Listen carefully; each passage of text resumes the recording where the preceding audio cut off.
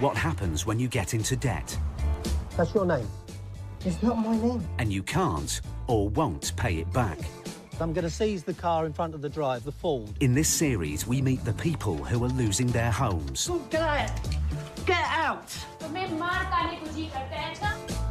No, don't raise your voice at me. We never receive any notice. Their cars.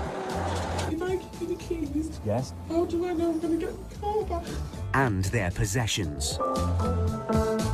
We meet the people who are owed money. Welcome to hell. And the people whose job it is to collect it. If you don't open the door, we'll smash the glass. Because when you can't pay, Don't speak to me like, 'cause I'll take your head off. they'll take it away. There's like different forms of scum in life, but you're just a higher class one. Take him out.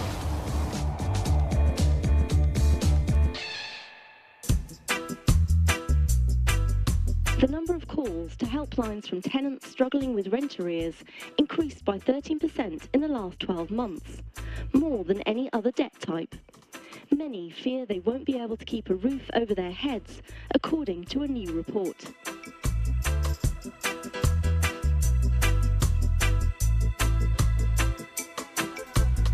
Paul Bowhill and Steve Pinner are High Court enforcement officers.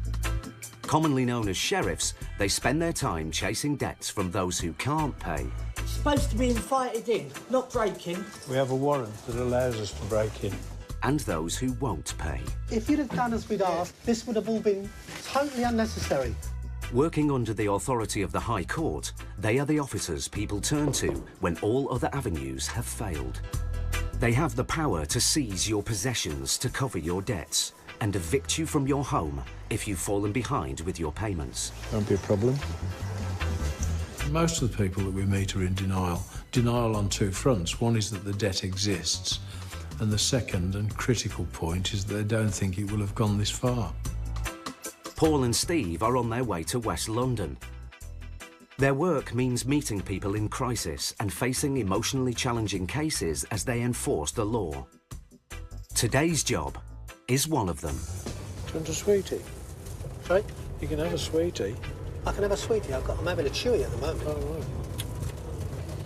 You're so ungrateful. They have a High Court order to evict a couple who have become sitting tenants. How far is it? Are we there yet? No, we're not there yet. The tenant's lease has run out.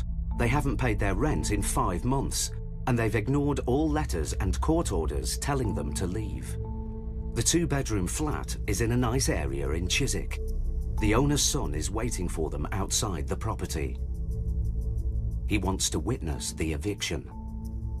If the landlord is there, you're a target. It makes it contentious. That's fine. We're actually once removed from that, Yep. so they can batter on about you to us. Okay. And it goes over there. Yeah, so, no worries. But that's only for the first 5 minutes. Okay. The landlords are a retired couple who rely on the rental income. They are owed over £10,000. The flat is actually held by my parents, who are retired, and sadly that's meant that all their pension for the last 4 or 5 months has gone on paying the mortgage on this flat.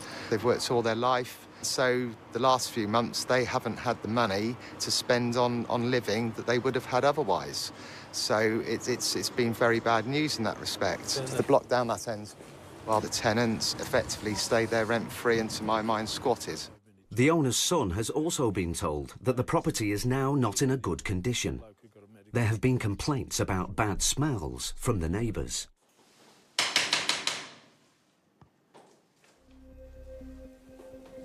Paul and Steve's powers mean they can force their way in and make the tenants homeless immediately. Hello? We have a writ here to repossess the property. We'd rather you open the door and save the damage of us breaking in. How long has this been going on? Since June. Okay. Was he there? There's no answer. Nobody.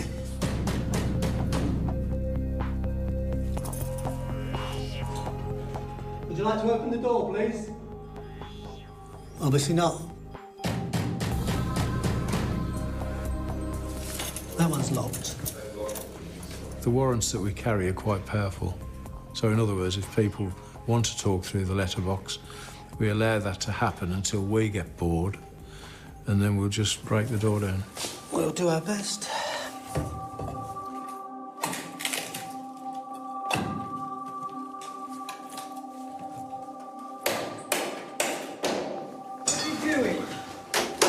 We've come to repossess the property, sir. Would you like to open the door so we can talk about it? Can you just talk this through the door? Please read it fully. People become face to face with a debt situation when a High Court enforcement officer knocks on the door. Until that time, they can just dismiss it. They can shred the letters, ignore the telephone calls, or pretend that it doesn't exist.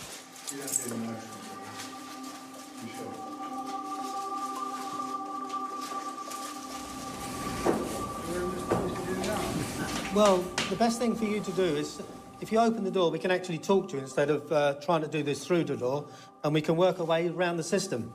If you feel that it's not correct and you'd like to call the police, feel free to do so. Either way, sir, we can enter the property with or without your permission, but we'd rather do it with your permission.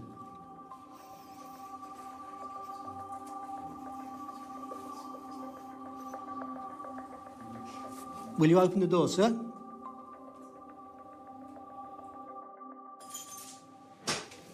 Thank you very much. You understand the position of the writ? Not really. Huh? Not really, no. Right, what happens is, what it says that, you know, owing to the landlord has taken you to court, it's now gone through the High Courts, and now, today, we've come to issue this and repossess the property.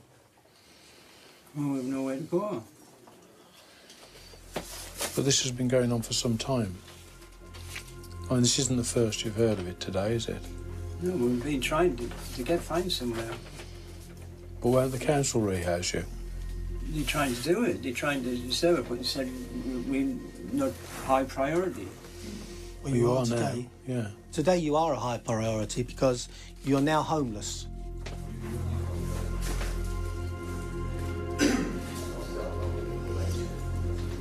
You've got a total care in the community issue here. You know, there's notices on all the doors saying, please close the door quietly, keep this door locked at all times, switch off, do this, do that. And the bloke is obviously not 100%. So we've suggested that he ring the council to get the system rolling, and then we'll deal with it. The tenant's vulnerable condition is a real surprise to everyone. Paul and Steve now face a dilemma. They are worried about the tenants, who currently have nowhere to go. But they also have to carry out the eviction as commanded by the court order. They have to make a decision.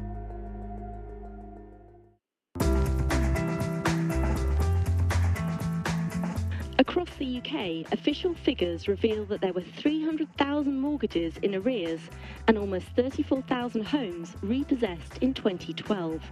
This marks a 60% increase since 2006.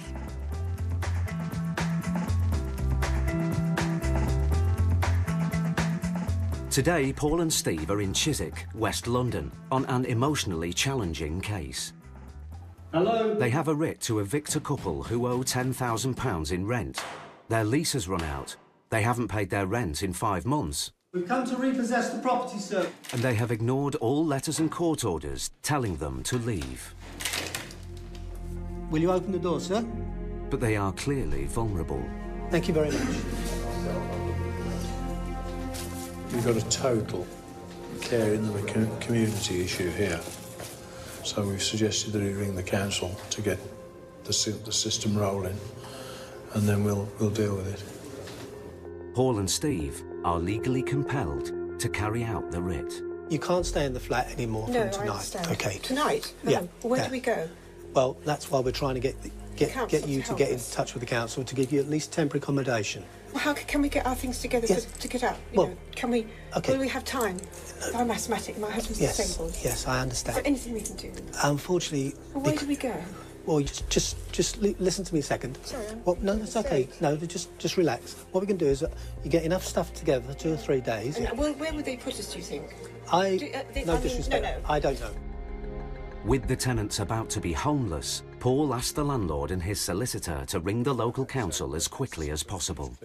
We'll allow them to take enough kit with them today for 48 hours, or, you know, whatever, so that the council can sort them out, or not, as the case may be, and then we'll arrange collectively, you come back, let them back in, to actually arrange for the removal of the goods. If they try to break back in there, it's a criminal offence and they can be arrested. In my view, it's a council responsibility.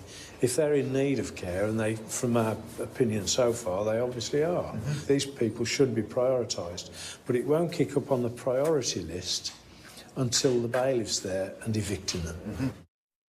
While the tenants face an uncertain future, the owner's son is more worried about the state of his parents' flat. You know, it's you've seen the state of it as it is in there. It smells of fish. Yeah, have you been in the lounge yet? No. Don't. Almost 2 hours later, the council has found them temporary accommodation. But the tenants are still in the flat. The owner's son and his solicitor are beginning to lose patience. Steve, they're taking the piss now. We'd like to wrap it up. I mean, we're giving them over a 2 lot hours. longer there. You know, fair's fair, because we all the families go to as well. Well done, Sean, thank you. I've been told now that I have to draw this to an end because everything's taken so long. Very well. No, we've given them ages. It's 6 o'clock now.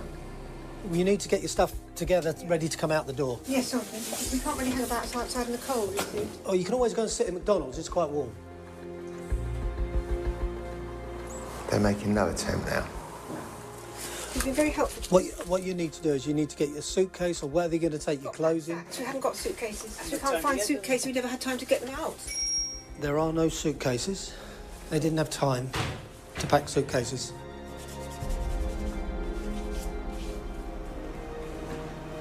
Is that everything? Have we got everything? Yep, that's everything now. Okay, that's us done. Thanks very much. I'm sorry for the delay and the amount of time it took. Right, how are you doing? The tenants have a roof over their heads tonight, but their home is gone. The owner's son is eager to see what's happened to his parents' flat. Until I go in, because I haven't been in there for months, I really don't know what I'm going to be faced with. This flat, when they took it on, was pristine.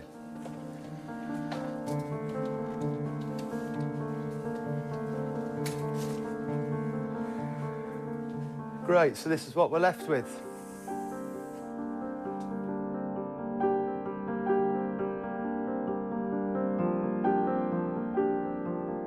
Well, just give up, don't you? What hell it is now.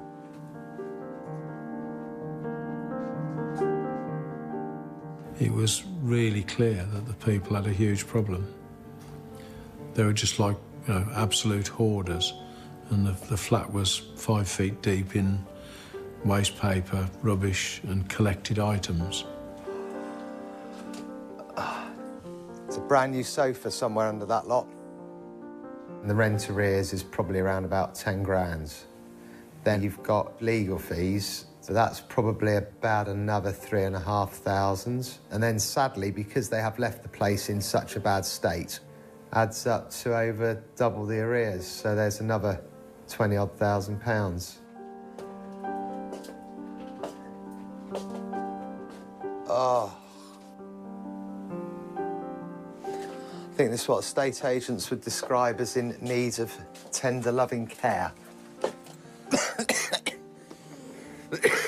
And in the bedroom, which was the most shocking of all, there were 2 beds, but there were cardboard box constructions on the bed, and for whatever reason, they actually slept inside the cardboard boxes. So it was really sad. Well, at least we got it back.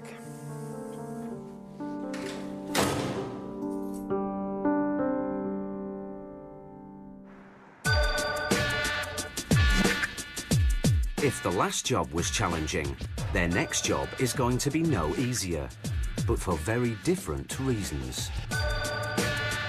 Today, Paul and Steve are on their way to Romford for a debt of over £3,000. Their High Court powers mean that if the debtor can't pay, they have the authority to seize any possessions and sell them to cover the debt. You can run point on this one, Steve. The man named on the writ works as a taxi driver. Hi there. Looking for Mr. Alizadar. If he can't pay the £3,000, they could take his car away. Hi there. Sorry to wake you up. Mr. Alizadar. Yeah. Has taken you to court. Yeah. What for? I have no idea what for.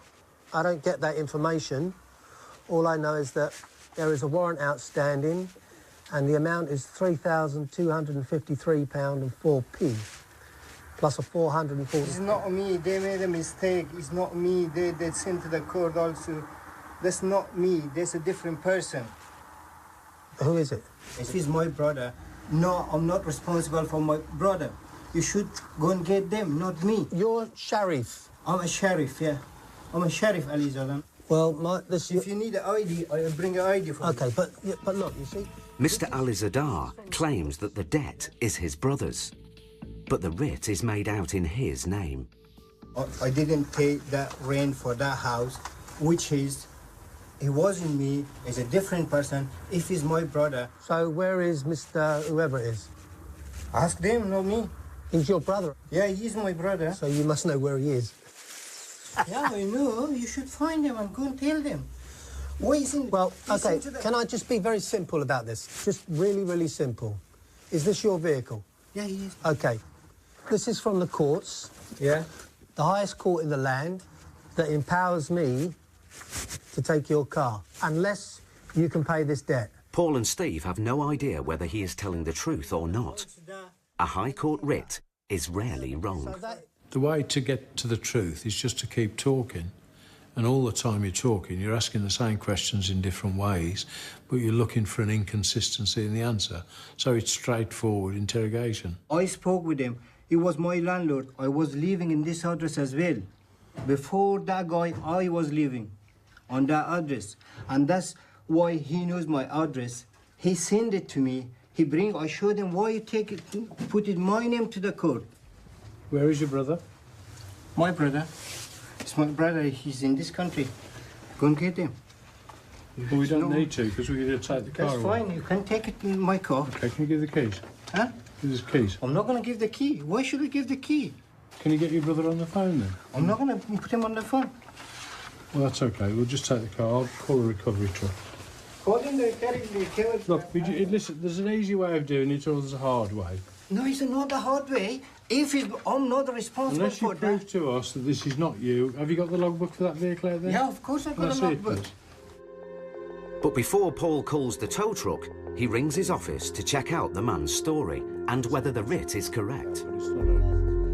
And the truth is surprising. Bye. They have the wrong man. Right, he's obviously covering for his brother. His brother is a completely different person. None of this paperwork applies to... He explained to us that it wasn't him and it was his brother. But if your name is on that writ, you are then liable for what it says. All the taxi licences, all of that paperwork shows that this warrant, the name on this warrant, is against this man. But in the meantime, since we've actually come and knocked on the door, we've had an email that says the name on the warrant is wrong. It's now up to Mr. Alizadar, not the court, to prove his innocence. He's currently legally liable for the debt. But Paul and Steve have a plan to soften the blow. I'm going to seize that car outside, but leave it with you. I will write paperwork that shows that the sheriff's office now owns the taxi. Yeah. Yes? You then carry on using it while I sort the paperwork out. That if the mistake is not as you say it is, but you're a reasonable man, I can come back and take the taxi. Just so long as you understand that. Yeah. And if you don't produce it when I ask you to, it will be reported as stolen. Mr. Alizadar now has 2 weeks to challenge the writ in court, or risk not just losing the vehicle, but also his livelihood. He has a family and 3 children to support.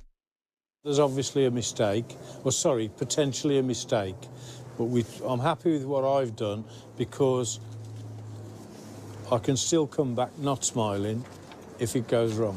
Yes.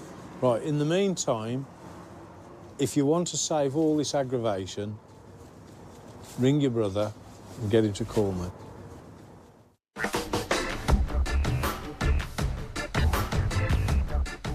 A report has found that more than 8 million households now have no savings at all. And almost half of the lowest income households are spending more than 25% of their income on debt repayments.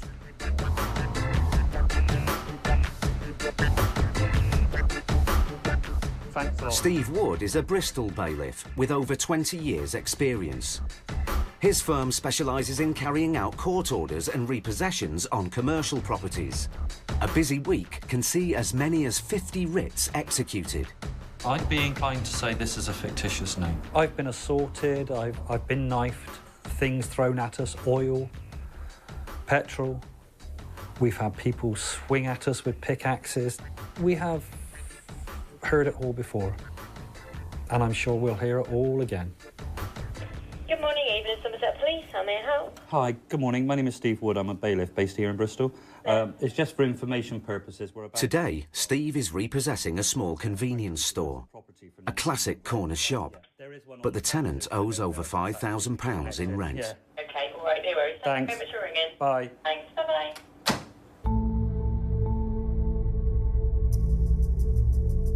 It's 6:30 in the morning, and Steve wants to get there early before the tenant opens up. The shop lies in the usually peaceful suburb of Clifton. Steve doesn't have the keys, but as long as the tenant is not inside the property, the court order gives them the right to break in. But getting in isn't straightforward. They've discovered there's a steel bar reinforcing the doors.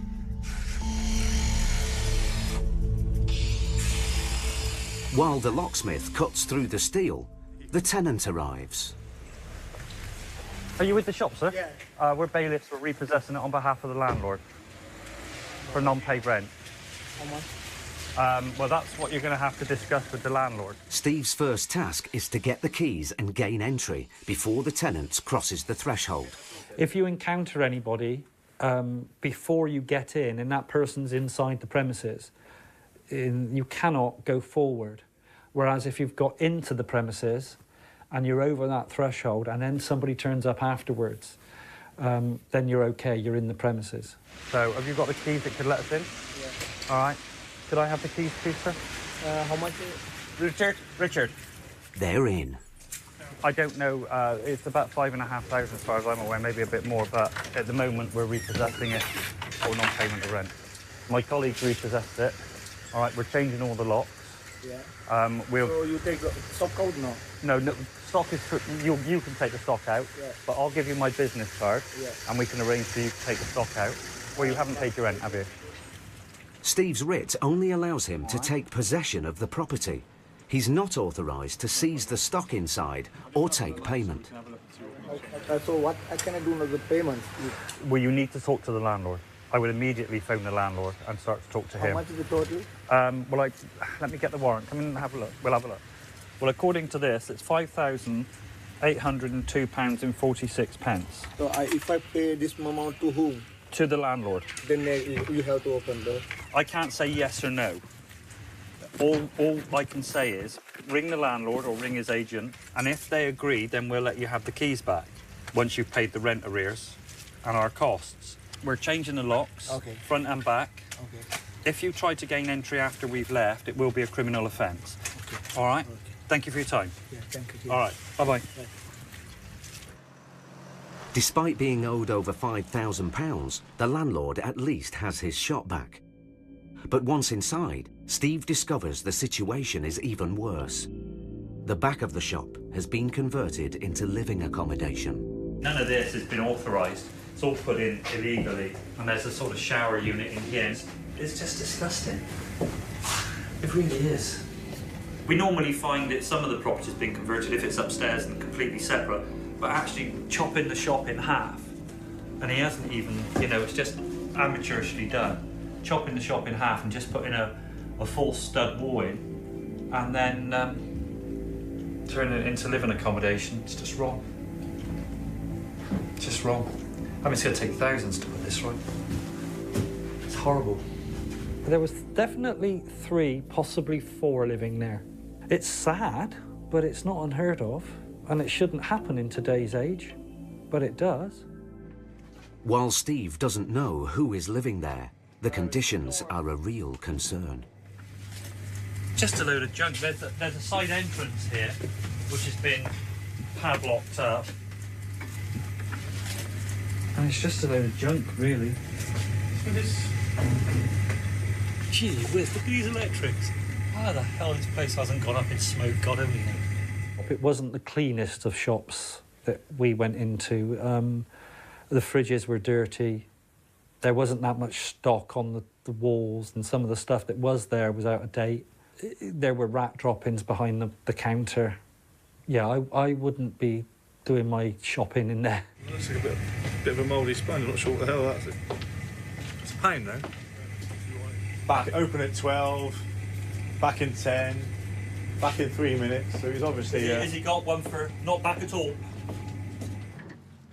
The shop repairs will cost the landlord thousands of pounds, and the tenant's business has been ruined by the debt. Do I feel any sympathy for him? Not really. I mean, it sounds a bit harsh, but if he offered to pay the rent this morning, then why hasn't he paid it in the past 2 or 3 months? Why has he messed the landlord around for that length of time? So I think he's brought it on himself.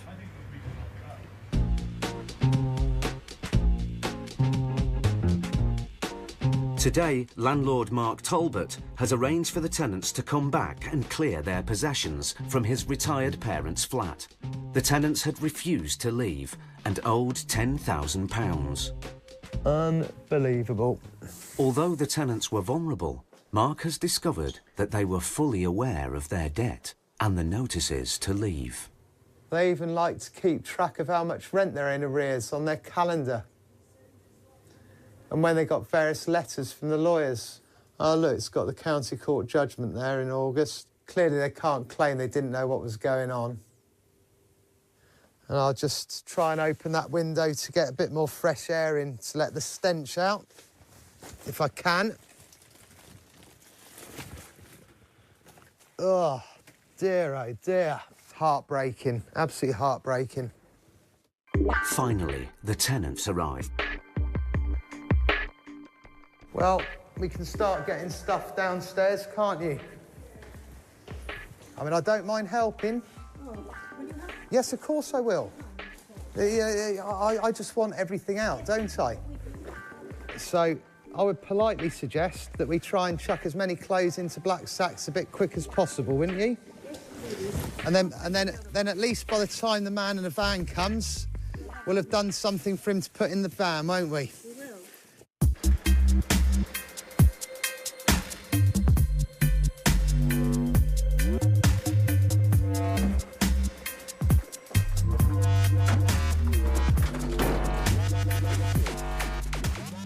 Everything in there rubbish, agreed? Yeah. You're going to sign to that effect, yeah? With the tenants and their possessions gone, Mark inspects the flat. This is brand new carpet, 2.5 years ago. This is because they let absolutely no air into the flat whatsoever during the time they were here. Newly decorated before they came in. On a positive note, it looks somewhat better than it did about 4 hours ago. Mark and his parents can now start the process of getting the flat refurbished.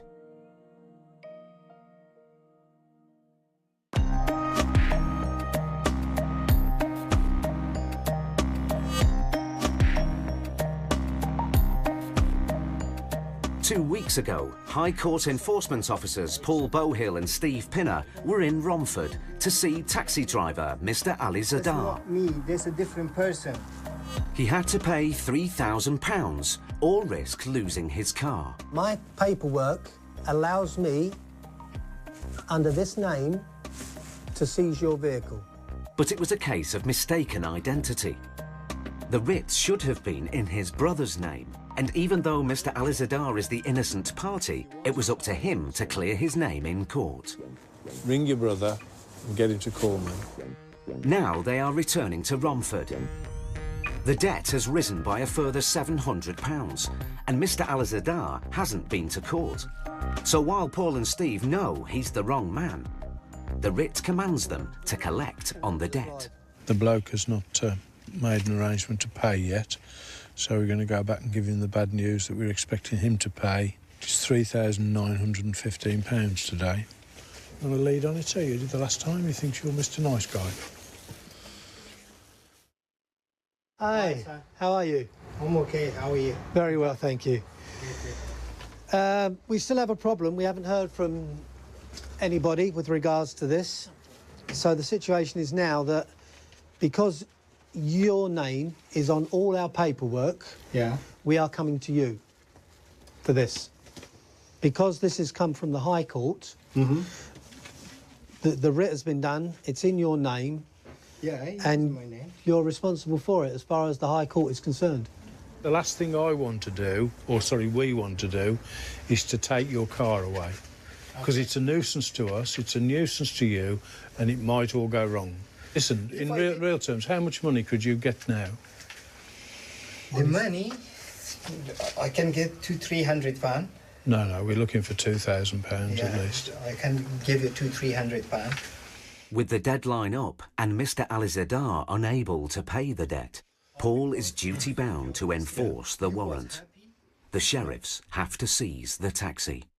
I'm only concerned, this warrant's telling me what to do, and I'm actually going to do what the warrant tells me to do. That's fine. You want to put the car? Let him bring the key and take my stuff from there. If I was in this gentleman's shoes, I'd have been on the phone to my brother and asked him, what have you done? What's the situation? Why have you got these people knocking on my door? But he seemed to be reluctant to do that. I don't know why.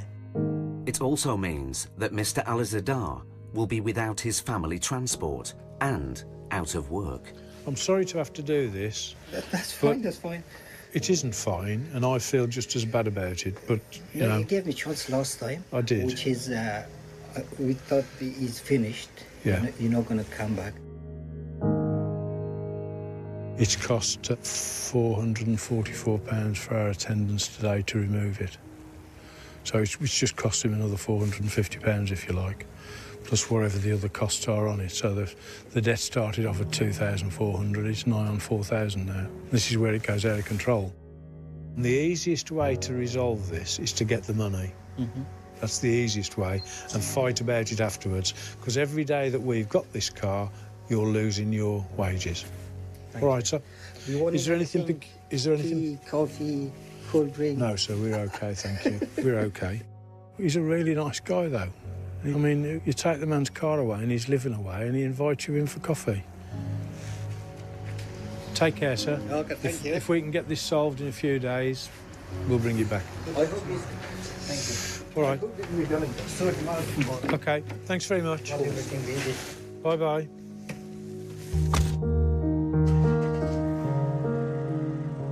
I haven't got no car. I lost my job to take my kids to the school in the morning, and also my work. Now Mr. Alizadar has 2 weeks either to pay the money or get the writ changed. If he doesn't, his taxi will be sold.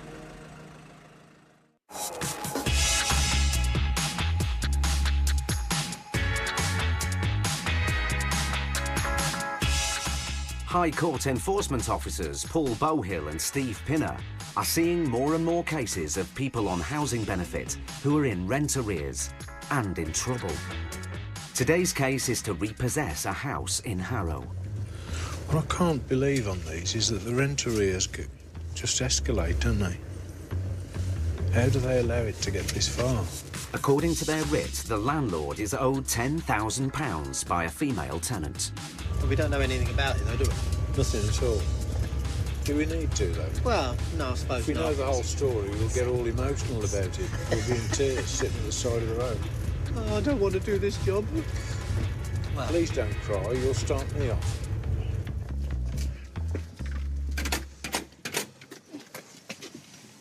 left all my coins and everything in me. That don't make a lot of noise, does it?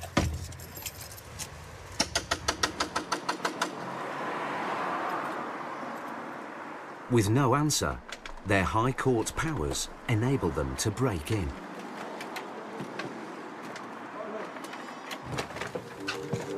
Hello? Hello?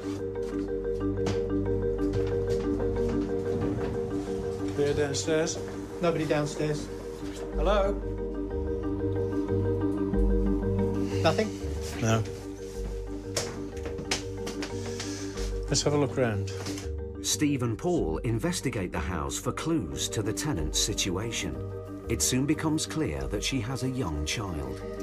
We've got a photograph on there. We've got a lady who, I'll guess the nationality. I mean, the name sounds Portuguese, but the photographs there tell her own story. She's got one child who, on that picture, looks to be about 2 or 3 years old.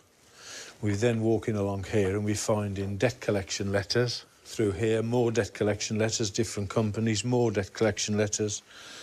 Brent's customer services threatening to take back £2,500 in an overpayment of housing benefit. And then in amongst it, we've got a guide to bankruptcy. A woman on her own here, got children, seriously weighed down with the debt problem. If we repossess a home, the people we feel sorriest for always are the children of the home. So they might be at school and they're going to come back and find that their home as it existed when they went to school no longer exists. I'm sending a message which says, please call me, Paul Bowhill, Sheriff's Office. We'll insert the word urgent. We've gained access as commanded and taken back the property. We're now making the property secure and it's now under seizure to us. So nobody can gain access unless we authorise it. With the landlord now at the property, Paul finds out more about the background to the case. Yeah, she was in receipt of housing benefit for some time. Were you receiving that? I mean, did the rent just suddenly stop? Rent just stopped more or less, I don't know the exact date, more or less about 6 months ago. So how long has she been here? She's been here about at least 8 months. So the first 2 months, yeah, no problem. Then after she told me she got made redundant. And then from then... What did she do, do you know? I think she's some sort of carer. That's what was written initially on her paperwork. Okay. And how much is the rent? Rent is £1,500 a month. After 6 months without paying rent, the landlord felt compelled to evict his tenant. It was all right up until they were paying rent, and then they started getting a bit not opening doors when I knock on the door, and they can easily tell they're inside because you can see the little kid through the window. That's why I gave them a chance. I go, I don't really want to chuck a little kid out in the street, which is not nice to do, and what's been going on is not really a nice procedure to get a little kid involved, and really, more or less today, they're going to be out in the street. But they've had more than well enough notice and what the procedure would be if they don't pay or don't move. So they've kind of dug their own grave, really. Paul's writ empowers him not only to evict the tenant, but also to seize and sell any of her possessions in order to repay the debt. There's obviously not £10,000 worth of removable items in the house. There's still no reply from the tenant. As the locks have now been changed, and as the tenant doesn't know yet that she's been evicted, Paul and Steve are concerned. Now, we like to wrap it up. Now, we are mindful of the fact that she is potentially a single mother with a child, so we don't want to dispossess them on a cold night like this if there are other things that we can do. Finally, the tenant rings. Hello, Paula. Is that Paula? Yeah. Paula, I'm a sheriff's officer. We've repossessed your house. Do you understand that? No. I've got my house now, but I'm coming my husband late. So... it's better to come tomorrow because I'm in my house tomorrow morning. Yeah, but you missed the point. You cannot get back into your house because it's been repossessed. Because it's been taken over by order of the court. No. Where's the letters? Well, no, I'm sorry. Where's the postman or something like that? Is it possible? I have a child. No, I agree with you. That's why I'm trying to make it easy. No. Is it possible? Well, I'm sorry, there's nothing we can do about it. What you're doing is impossible. It's impossible. How is it impossible? It's impossible. Why? Hello?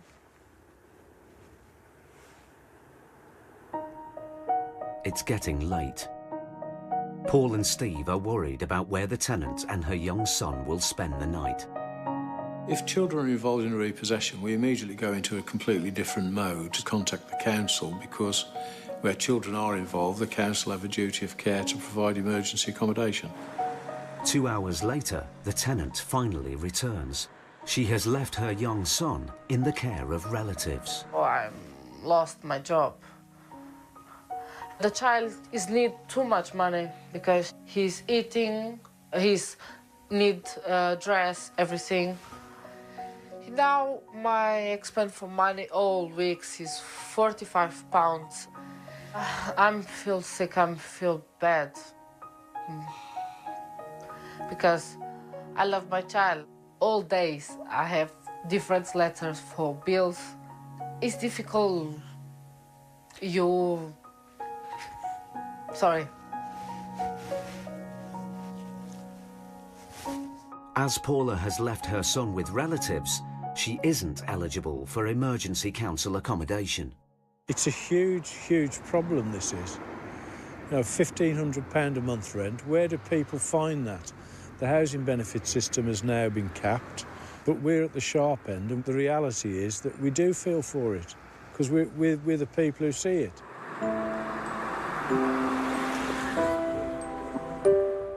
Now I come to my mom's house, but it's 1 bedroom and 1 living room.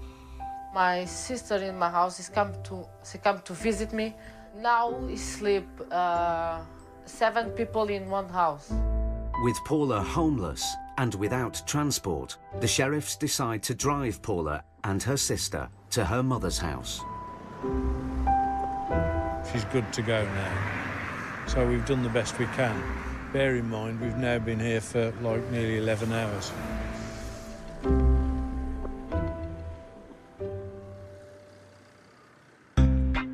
While one family with a debt problem try and start again, there's some good news for Mr. Alizadar.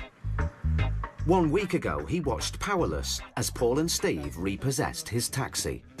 Bye-bye. The taxi was taken to cover a £3,000 debt that Mr. Alizadar maintained was never his. With court costs, the debt grew to nearly £4,000. It was very hard on that time. My taxi was everything for me and for my family, because we survived with that. I was out of job, no work, I earned nothing. Also, we have to pay for the solicitor as well. It was all the pressure, it came at the same time. It was very hard.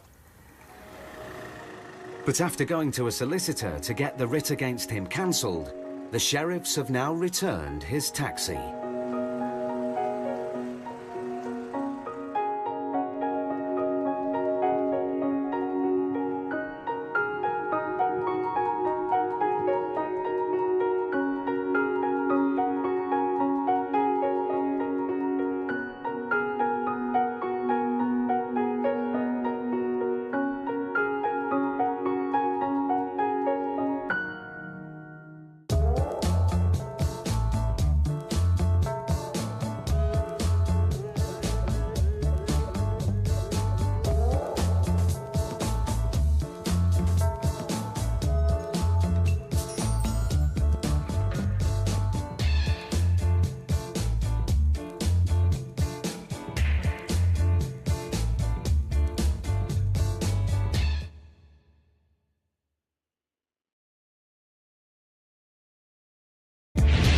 What happens when you get into debt? I'll do what I want. I will punch you clean through that window. And you can't You think you can tear my family apart? or won't pay it back. I can't pay it. I can't pay it. We meet the High Court enforcement agents who are pushed to their limits, Get out of here. Somebody's gonna get hurt. dealing with desperate debtors Keep kicking me out of my dad's house. in dramatic situations. This is not the same. I'm a squat in this place now. We meet the people who are losing their homes I am really victim for this landlord. Really victim. and their possessions. That's fine, because I just list everything and we'll take it. Because whatever happens, if you can't pay, Get your hands off me. they'll take it away.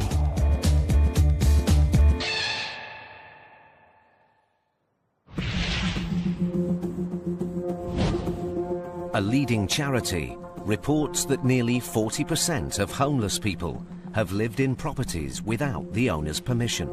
And since squatting in domestic properties was outlawed in 2012, the problem has shifted to commercial premises, with an estimated clean-up bill of £650 million.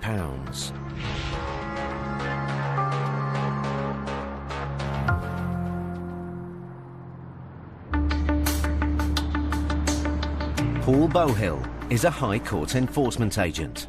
He travels hundreds of miles every week, enforcing writs and repossessing properties.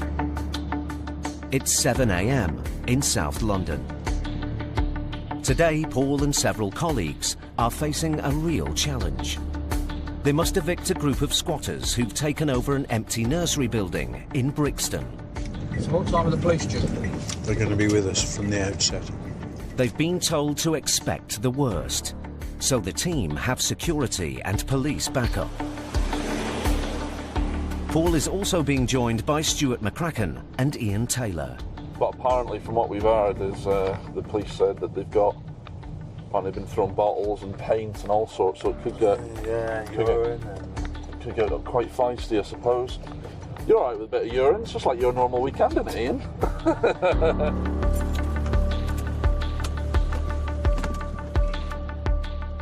Steve Pinner and his son Ben are already at the site. But this eviction isn't going to be straightforward. That house there. Paul and Ben brief the three teams. We'll surround the building at our appointed positions.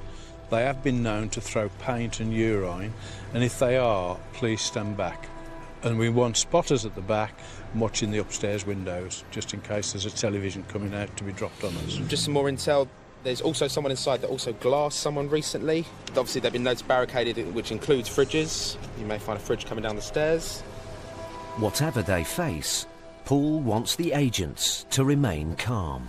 The important thing to remember on this is low-key, non-confrontational. Let's go. The former nursery is on a main road in Brixton. The agents split up to check all the different entry and exit points. Stuart and Ian guard the front. Well, the front door's been barricaded in, hasn't it? What makes these people dangerous is the fact that they've got nothing to lose. They're already homeless. This is the reason why we need a bit of police presence. At the back of the house, the team have to get over a high fence and locked gate to gain entry. Just pass me a bar.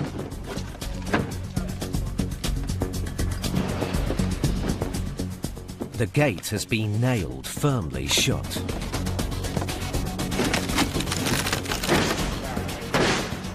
The squatters have been here for over 5 weeks and have made it hard for anyone to get in.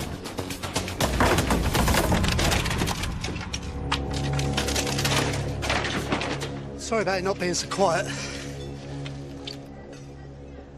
OK, we're not here to destroy things. One of the squatters is waiting behind the back door. Good morning. We have a High Court writ, and we have to execute it, sir. Expect our resistance. Well, that's really unnecessary. We want to do this nicely, calmly. Are you going to open the door? With the man refusing to open the door, Paul steps in. Listen, we'll execute the writ today, come what may. So we'd rather it be done peaceably. We're not going to rush you. You can get vans in, you can get people in. We do not want to make the making of homelessness easy for anybody. OK, but we've got generators and cutters. We're going to come in anyway. The agents have no choice but to break into the property. Because the downstairs window is open. Take the locks off these grills on the windows first. It's important to get in fast before more entry points get boarded up.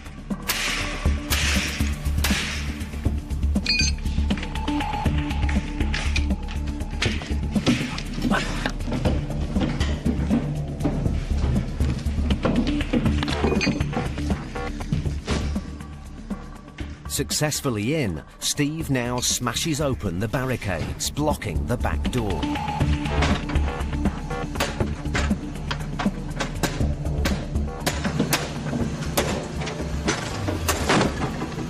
Sorry, that's fine, thank you. The agents don't know what to expect, or how many squatters they will face.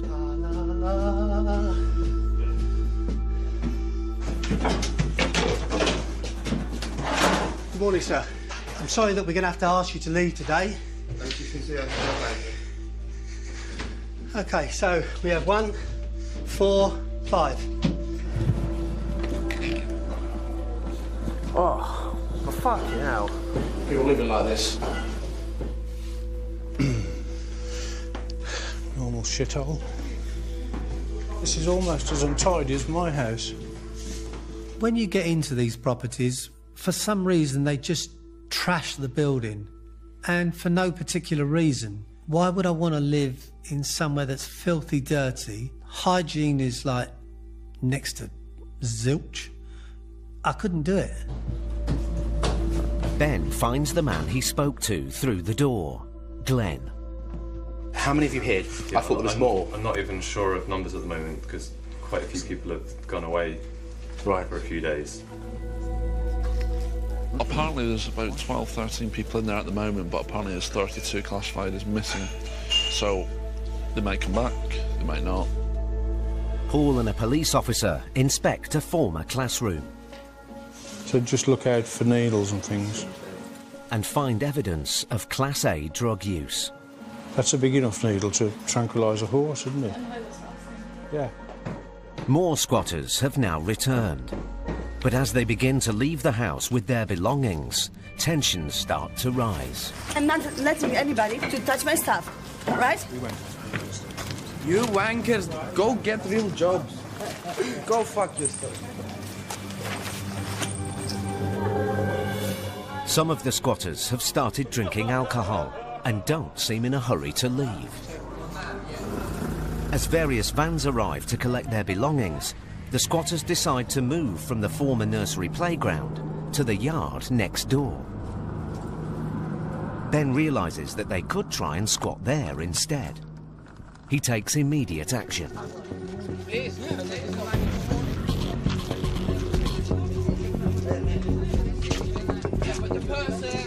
Hello? Hello, madam. Sorry, you can't get inside my fucking van. I don't want to get inside the van. I want to talk to you. What's the problem? We are not a calm circus. down. We are people with dignity. I understand. We are people with dignity. We are not a circus. Look, calm down. Just forget about it. Okay, I don't want to move. Okay, we'll see. You come evict me. Who's the owner of this place? This is not the same. I'm squatting this place. With tensions rising, will the agents be able to move the squatters out of the yard before the situation becomes out of control? 3 High Court enforcement agent teams were in Brixton, South London, to evict a group of squatters from a former nursery.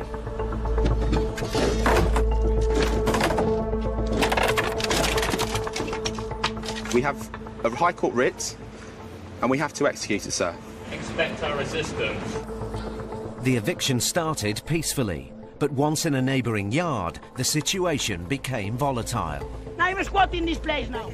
Now, the agents have to use all their years of experience to take back control of the situation. Just forget about it. Okay, I don't want to move. Okay, we'll see. The owner of the van has decided she's not going anywhere. This is just getting a little bit heated out there. We need some action. Okay, we're going to live here now. Now we're going to squat this place. Ben appeals to the other squatters for help. Right. Someone that speaks a bit of sense tell her to calm down. Don't talk to them, they're not human, obviously. They don't care about the actual human. Oh no, poor people. Oh, sorry, I'm just doing my job. Diminish sense of responsibility. With the atmosphere becoming tense, Ben tries to reason with the owner of the van. You can't squat here, madam, because you're causing obstruction to the highway. Does anyone want to talk some sense to her?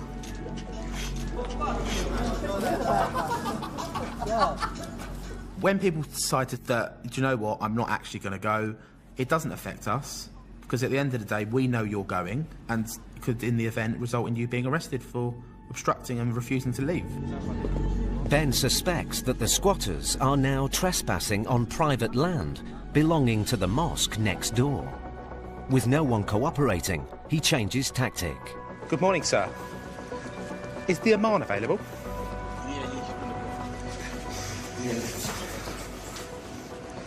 Sorry to interrupt. Okay. We're here, obviously, next door to evict the squatters. Okay. The piece of land at the very back. Right. That is yours. Yes. Okay. With your authority. Right. You could have employed my company as a security, and we can remove them that way. No charge. Thank you very much. Take care. Okay, no problem. Thank you. The Imam has given Ben the authority to remove the squatters from the land. Just so you know, this land is owned by the mosque. We are instructed for the mosque for security. It's been 4.5 hours since the agents first arrived. Everyone starts to leave, including the female van owner. But some of the squatters are still in no hurry.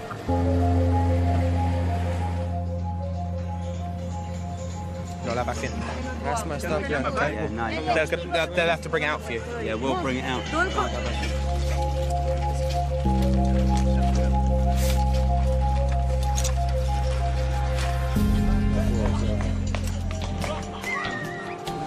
Morning.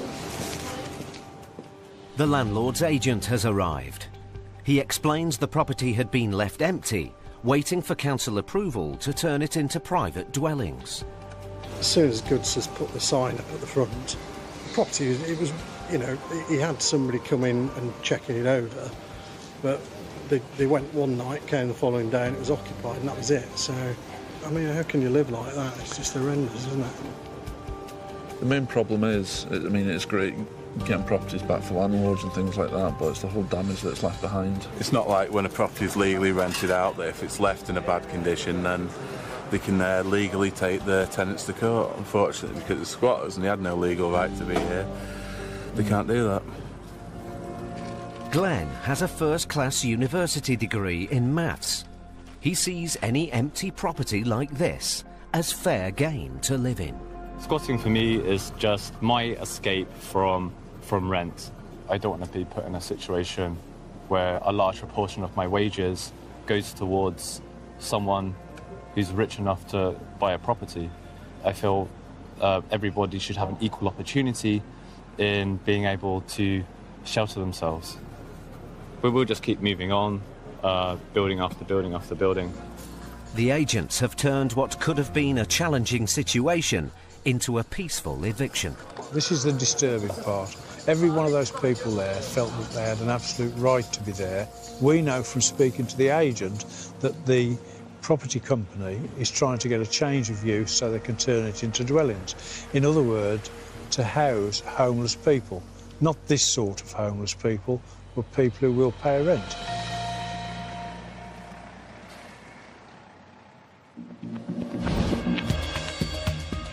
Research from a leading UK financial authority reveals having children increases the probability of debt problems by more than 50%. The hardest hit are single parents, who are 1.5 times more likely to be in debt than two-parent families.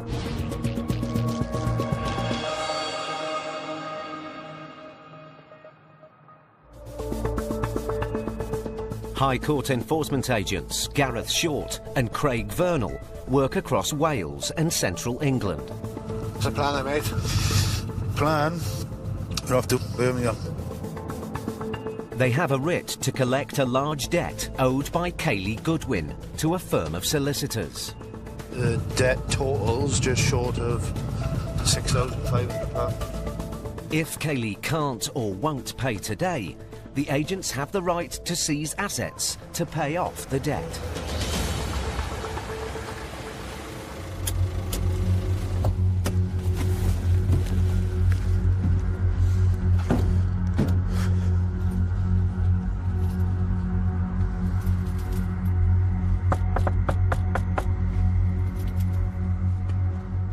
The writ allows the agents to make peaceful entry through an unlocked door. Hello? High Court Enforcement Agents, yeah? Yeah, you can come in. No, that's fine. Okay. Can you just close the door? With High Court Enforcement Agents, we're looking for Kaylee Goodwin. Is that yourself? No. It's not yourself, is it? She doesn't here anymore. No, just show you some ID. Somebody else has been here looking for Kaylee Goodwin. Yeah? On numerous occasions. Okay. I've been here for 6 months. I live here, I'm a single parent, live here with my son. What was your name, please? My name's Melissa. Right. I'm going to be cheeky here, Melissa. Do you have any ID or anything like that we can look at, please? Have you got anything with your name on? I can look in the kitchen drawer. I know I haven't got anything. You got it? I'm going for a job interview at a nursing agency and I haven't got no identification for them. What's your name, love? What's your... I think I've got a letter. I haven't got anything. Actually, I've got nothing. So whenever we knock the door and we're greeted by somebody we think is the debtor, the first thing we need to do is to find out if it is actually the debtor, and we always ask them for ID. As soon as they say they don't have any ID, that's normally a telltale sign that it is actually the debtor and they're trying to hide away from it. Okay. Let's start telling us now, okay? All right, I'm Kaylee Goodwin. Perfect, brilliant. Okay. What is this about? Kaylee, we're here with the High Court writ, we are. For what? Okay. It's money you owe to a company. That's getting dealt with by my solicitor at the moment. What happened was, I was in a car crash. Okay. After her car crash, Kaylee filed a compensation claim through a firm of solicitors. All the forms went through. Yeah. I then moved here. I didn't hear anything off them. I then got a letter saying that I owe them money. But I had a letter about 3 weeks ago saying that it's gone to took it to a county judge. So I've just passed it on to my solicitor. Kaylee has now been taken to court for unpaid solicitors' bills, and the agents are here to collect. The position you're in now, unfortunately, you see, solicitor's done nothing with this at all. It's still an active writ, which So what can I do? Okay. I'm willing to pay this amount. You've got a couple of different options when it comes to our stage. You can either pay it, and it stands at £6,474.49, or unfortunately, we'll be looking to seize and remove assets from you. I haven't got anything, nothing belongs to me. That TV's my mum's. I've got a TV upstairs which is mine, I'm not going to lie, but it's broke. That's why my mum's won't do that one. Unfortunately, we will be looking to seize and remove assets, so we can't pay it, including our TV. A TV at public auction is probably worth about £50, but what is worth the actual debt is a lot more. So whenever we start looking at leverage, the first thing I look at is the TV, because the last thing they want to lose is the TV. So you're going to leave me and my son with no TV, basically? Hopefully it won't come to that I situation. haven't got the money though. If you're saying to us you need like half an hour to try and make some phone calls... Try and make some phone calls. I'm meant to be at work at 9 o'clock. I'm a district nurse. I've got nobody with money around me. Nobody. So Okay. I don't think I'm making a phone call for money because that's one thing I haven't got. Despite her dispute with the solicitors, if Kaylee doesn't try and raise the payment today, she's at risk of losing what little she has. So what is my options really? Just be honest with me, please. Couple of different options. I can say the worst case scenario now, we can seize and remove assets from you. Obviously, we don't want to do that. You can pay it, or you can set up some kind of a payment plan. But I'd have to pay something now. They'd be looking for some kind of down payment now, see? I literally haven't got a thing. Unfortunately, then, we're going to have to start the seize and remove assets from you. I haven't even got anything. My washing machine's broke, my fucking fridge freezer's broke. The only thing that I've got in this house is that TV, that's all I've got. I haven't even got a fucking bed in my bedroom. That's how bad it is in this house. I haven't got a bed. You've also got a 2010 plate Mazda on the drive. That's not my Mazda. Who's that now? That's my mum, so have a look into it, mate. It's broken down, that's why she's parked it there. You can ask her, I walk. I'll phone my job now. Okay, we've also... Well, The car keys are on your kitchen Yeah, table. but that's not my. It's not my car. I don't drive. I don't own a license. I never lied to you earlier, but I'm not lying now. I mean, I can give you £1,000 on Friday if you just give me till Friday. I get my wage slip will come through Thursday night. I will give you my whole wages Friday morning. If not, you can come in and you can take what you want. We couldn't wait for 3 days. You can't. Car keys. I've got no family. Sorry. I'm not saying I don't feel sorry for them, because I do feel sorry for a lot of debtors. Majority of the time you realise straight away they've got no assets whatsoever. But I know I'm there to do a job, and if I didn't do my job, then they'd just get away with not paying their debt forever. The agents can see Kaylee's in distress, and with little to take away, they offer her a lifeline. We need 50% of it. Whether you get 50% or not is worth trying, isn't it? Kaylee makes a call to a friend to try and raise some funds. Hello, Aunt. Listen, where are you? It's Kaylee. Listen, I've got bailiffs in my house, right? Are you listening?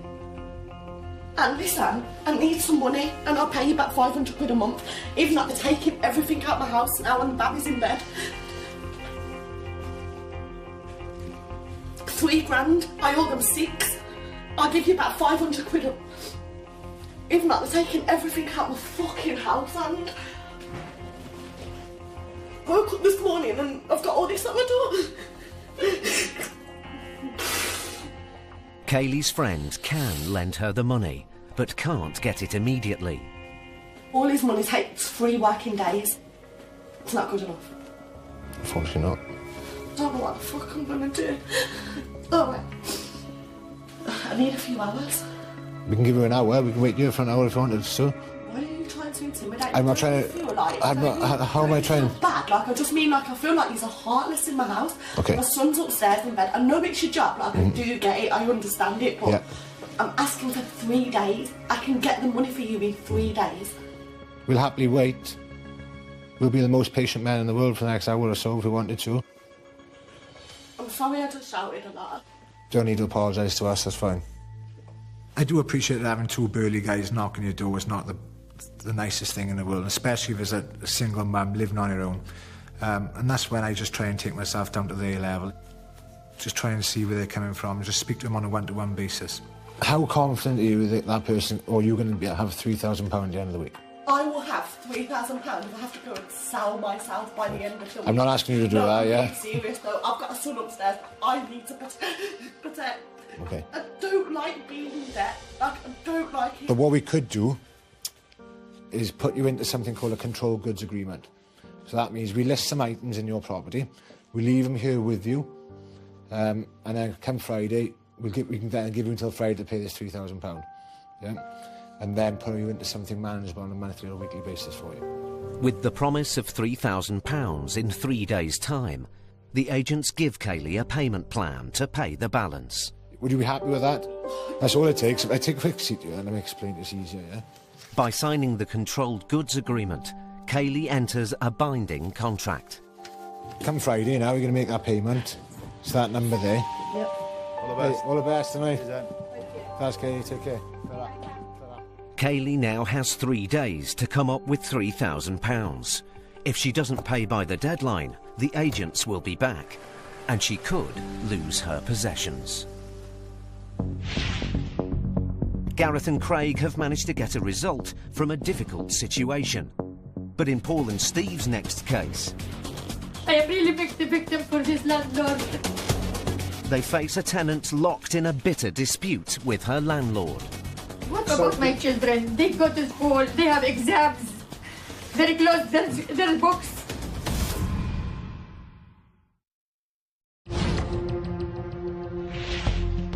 Recent government figures reveal record numbers of homeless families are unable to afford suitable accommodation after they've been evicted by private landlords. In the last 5 years, there has been a 25% increase of families with dependent children in temporary accommodation.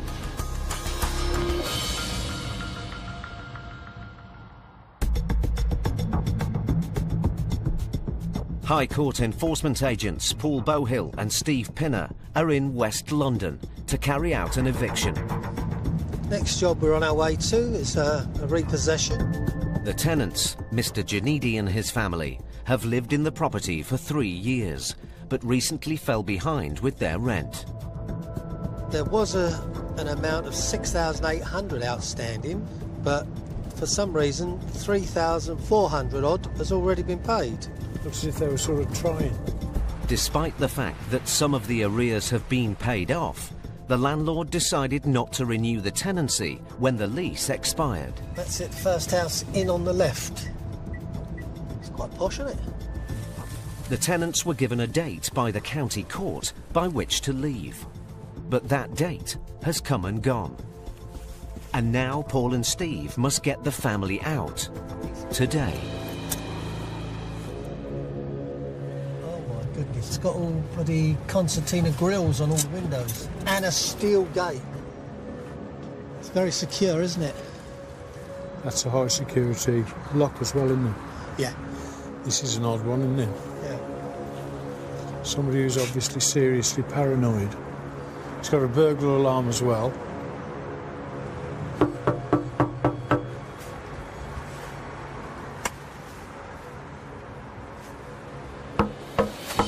Oh. Hello. We're High Court enforcement agents and we have a writ to repossess the property. Today? Today. Nobody told me. Okay, but we have a this is for you. Have you spoken to the council at all? No. Not to the council. And also the landlord, he asked me to pay money and I gave him money.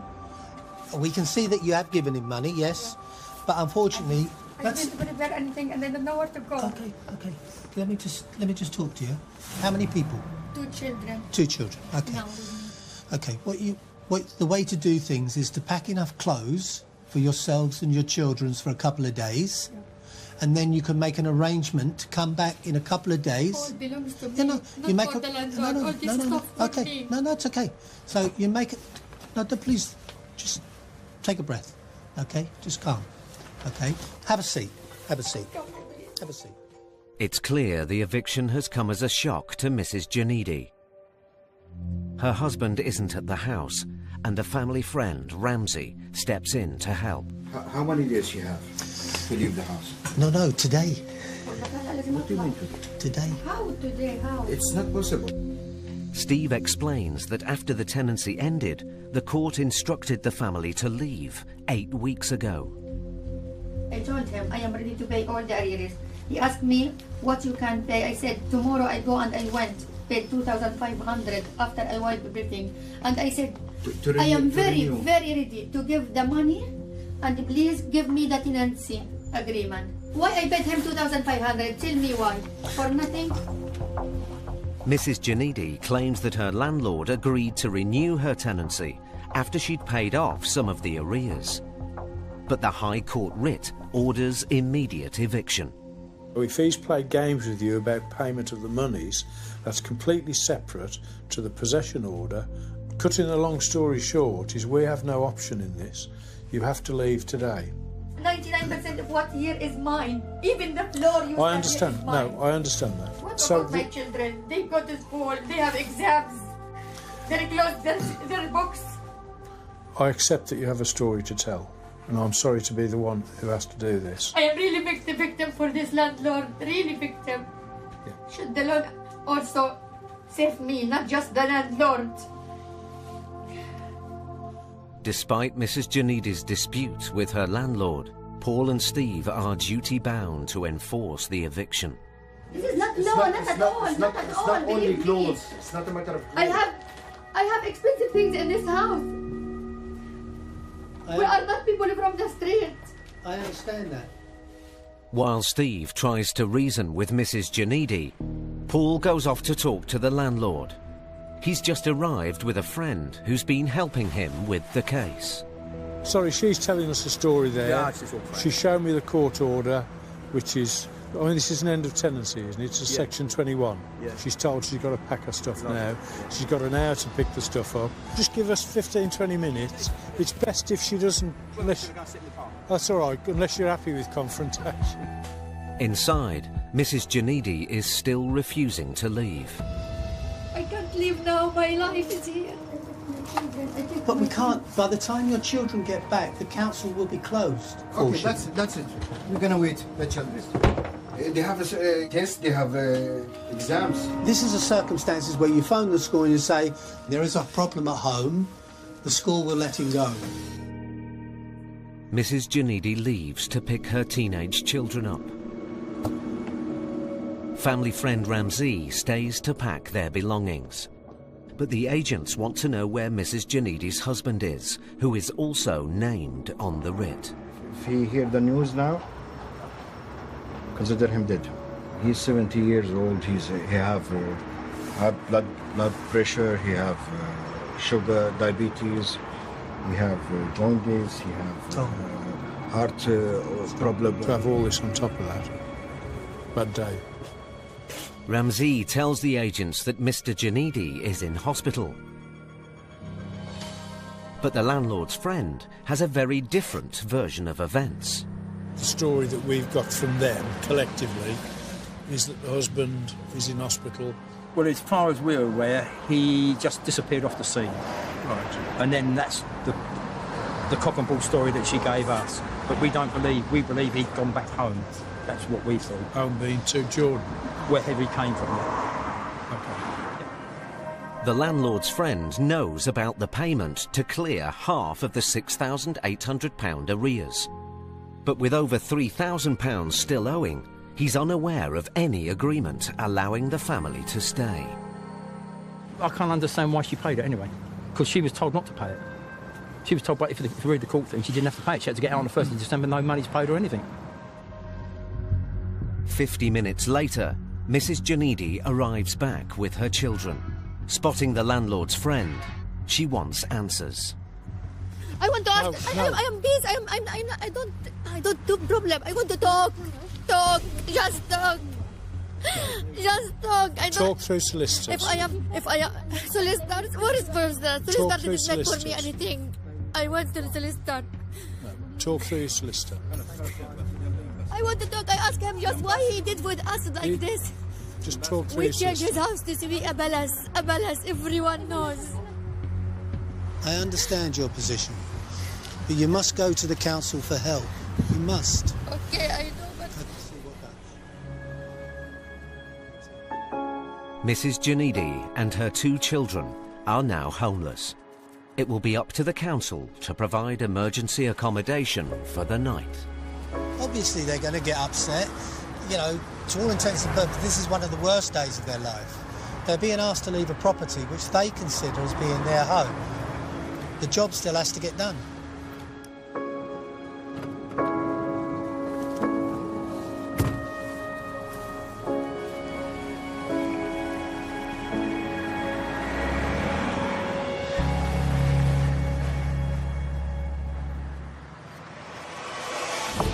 Recent research has revealed that half of all payments owed to firms are overdue, with the average amount exceeding £40,000. Late payments put almost a quarter of UK small firms at risk of insolvency.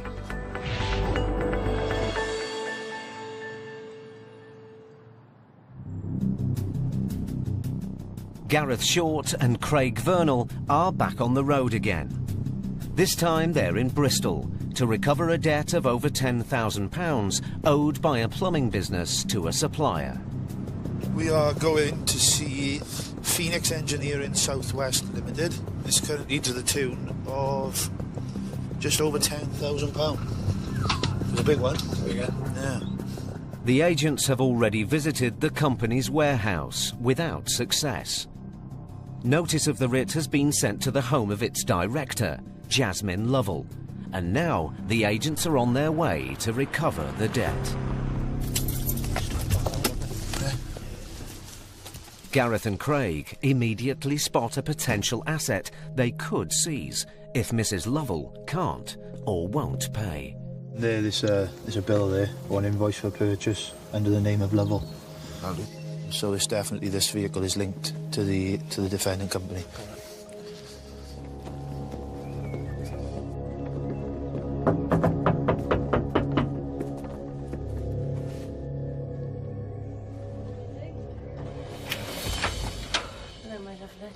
High Court Enforcement Agent. Right. Looking for the director or the owner of Phoenix Engineering South West Limited, please.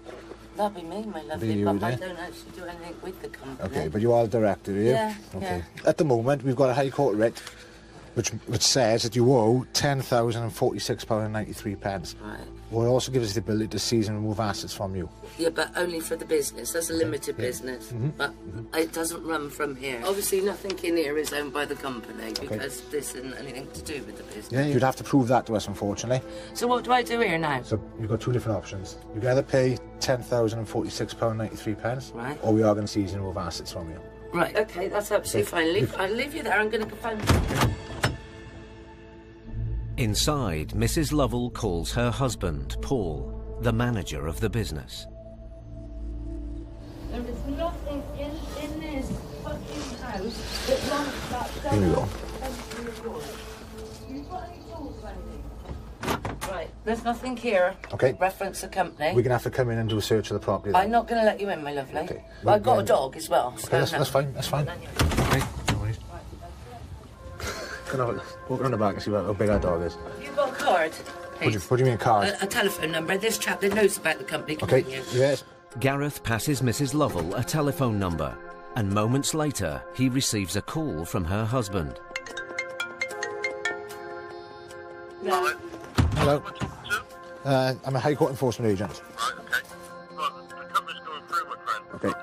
If I stop you there, mate, just because it's going through doesn't mean it's gone through, so you are still liable for this debt. Yes, we are still active, but unfortunately, there's nothing we can do about paying any bills. Okay, what's going to happen? We are going to be looking to seize and removing this van. It's not at the end of the drive. You take that van, my friend, and I'll tell you what, I'm happy to take it. It doesn't belong to the company. If you're saying the company doesn't own anything, then we will need to see receipts for everything within that property. Don't talk silly. I'm not talking silly, sir. I'm just telling you the facts. You're talking bollocks, my friend. All right. You're not even stepping foot through the door, my friend, unless you bring the policeman there. I won't need Okay, I don't need the do police, know mate. my rights. I don't need the police, mate. Right. Okay, so you're going to be there about an hour if I come back down? Brilliant. I'll see you soon. Yeah, look forward to it. All the best. Ta-ra, mate. Ta-ra. With Mr. Lovell saying that he can't pay, will Gareth and Craig get the £10,000 they came for? High Court Enforcement Agents Gareth Short and Craig Vernal were at the home of Mr. and Mrs. Lovell to recover just over £10,000 owed by Phoenix Engineering South West Limited. Right, there's nothing here. Okay. Reference the company. After Mrs. Lovell closed the door on them, her husband called the agents, claiming the company couldn't pay the debt. Owned by the company. You take that van, my friend, and I'll tell you what, I'm happy to take it. It doesn't belong to the company.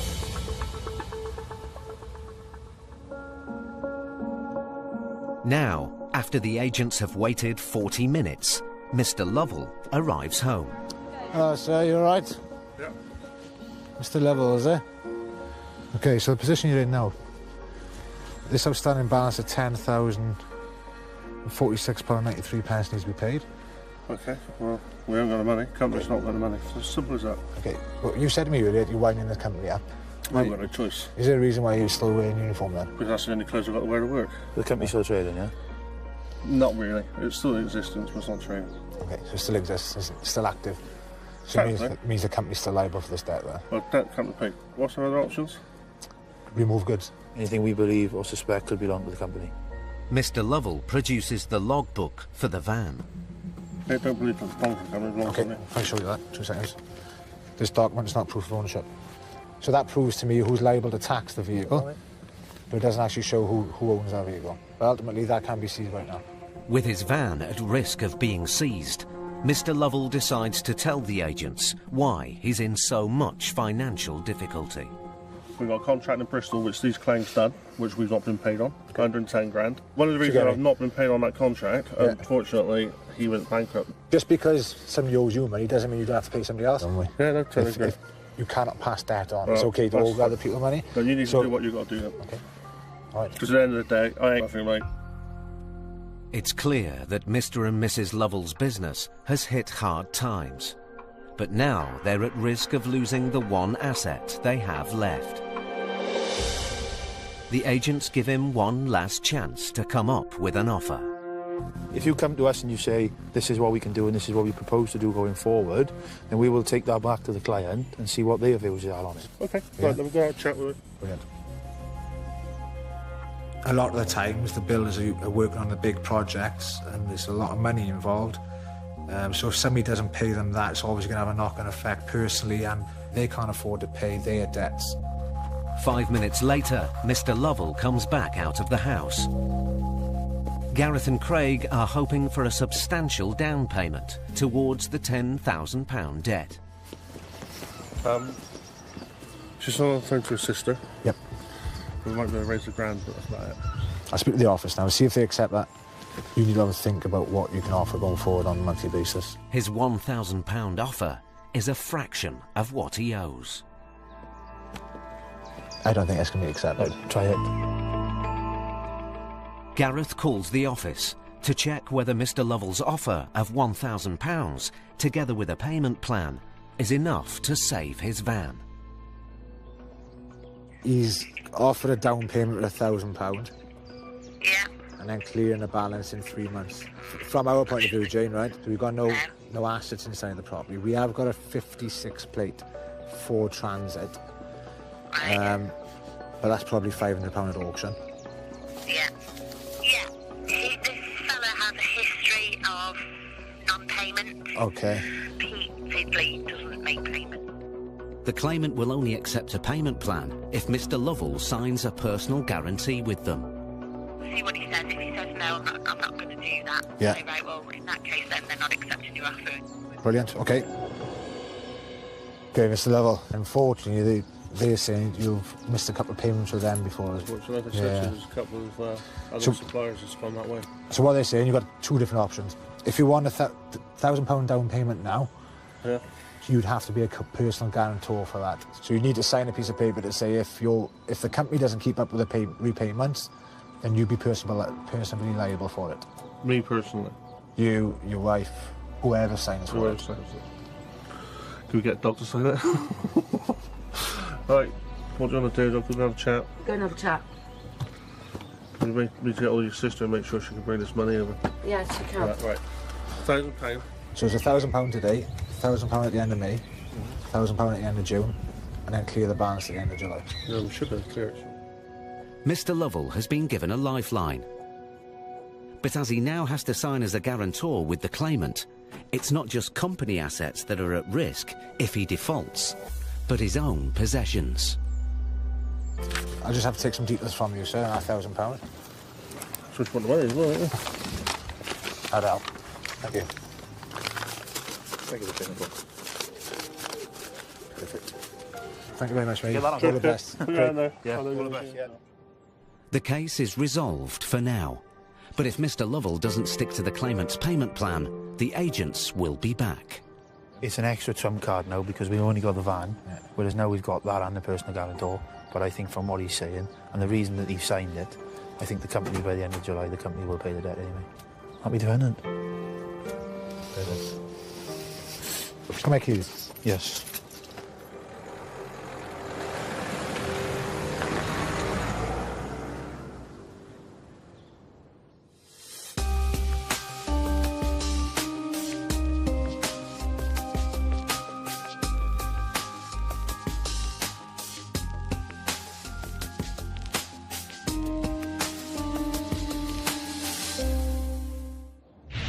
Next time, You fucking won't be stepping in here, mate, to tell you that now. a Can't Pay special discovers exactly what it's like to do one of Britain's toughest jobs. You can keep the chain on the door if you like. I'm going to find who you are, I'm going to find where you live.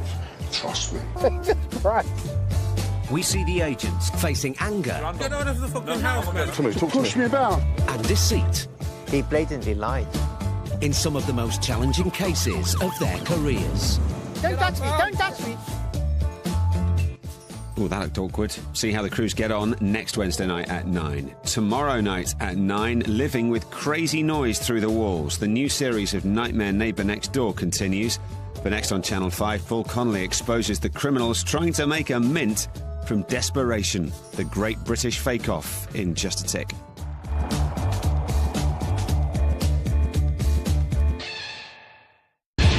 What happens when you get into debt?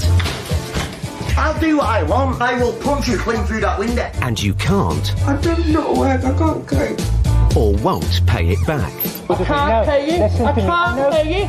We meet the High Court enforcement agents who are pushed to their limits, No, they're in the pot! dealing with desperate debtors Please open the door. I can kick me out of my dad's house.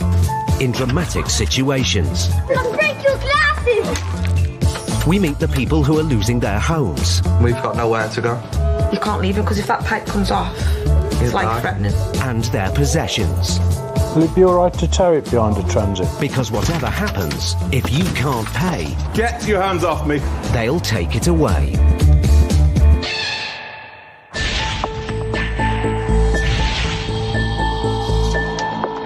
Across the UK, people aged between 25 and 34 are increasingly finding themselves in debt. Research has shown that over 3/4 of young adults have received financial support from their parents.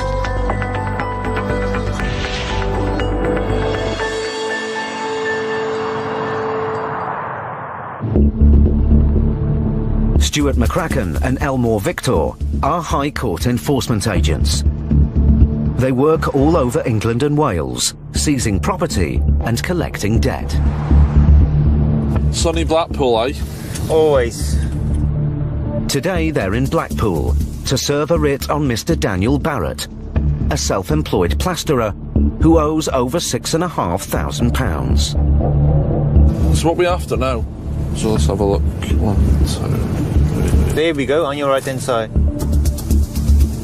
If Mr. Barrett can't or won't pay today, Stuart and Vic have the right to seize goods to cover the debt.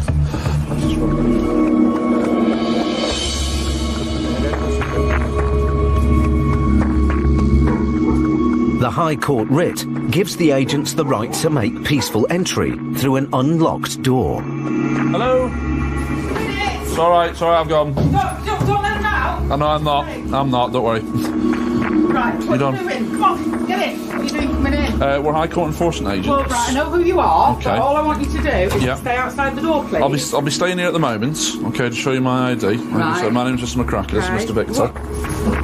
We're here for Mr. Barrett. Right, Daniel. Yeah, Daniel, That's yeah. my son. Yeah. Is he here at the moment or not? No, he's not. He's Is he actually working? We got a High Court writ basically to take control of goods unless he makes a payment. Is there any chance you can get in touch with him? He's got no money to make a payment, and there's Yeah. nothing here of his apart from him sleeping here and Right. being living here. There's no goods. All the goods are actually ours, mine Yeah. and the husband's. But Stuart spots a potential asset. If the car outside belongs to Daniel, it could be taken away to pay off the debt. Who owns the vehicle on the driveway? Me. Right, have you got... See my logbook? we need a sales invoice. The pressure is on. Mrs. Barrett gets her son on the phone. Danny! Law enforcement officers here, they want to speak to you. Right, but you need to speak to them, they want to speak to you.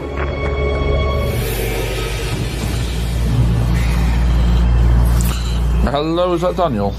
Hi mate, you alright? Daniel, my name's Mr. McCracken. I'm a High Court enforcement agent from Direct Collection Bailiffs. Hi. Right, we've got a High Court writ to collect an outstanding balance, sir, for £6,653.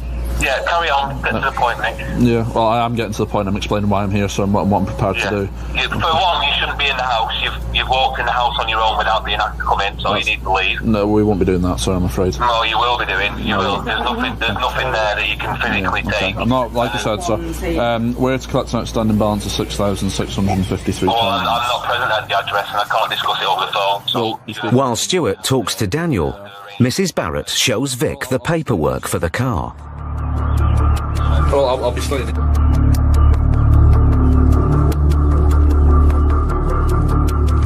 It turns out the car is in Mrs. Barrett's name and can't be seized.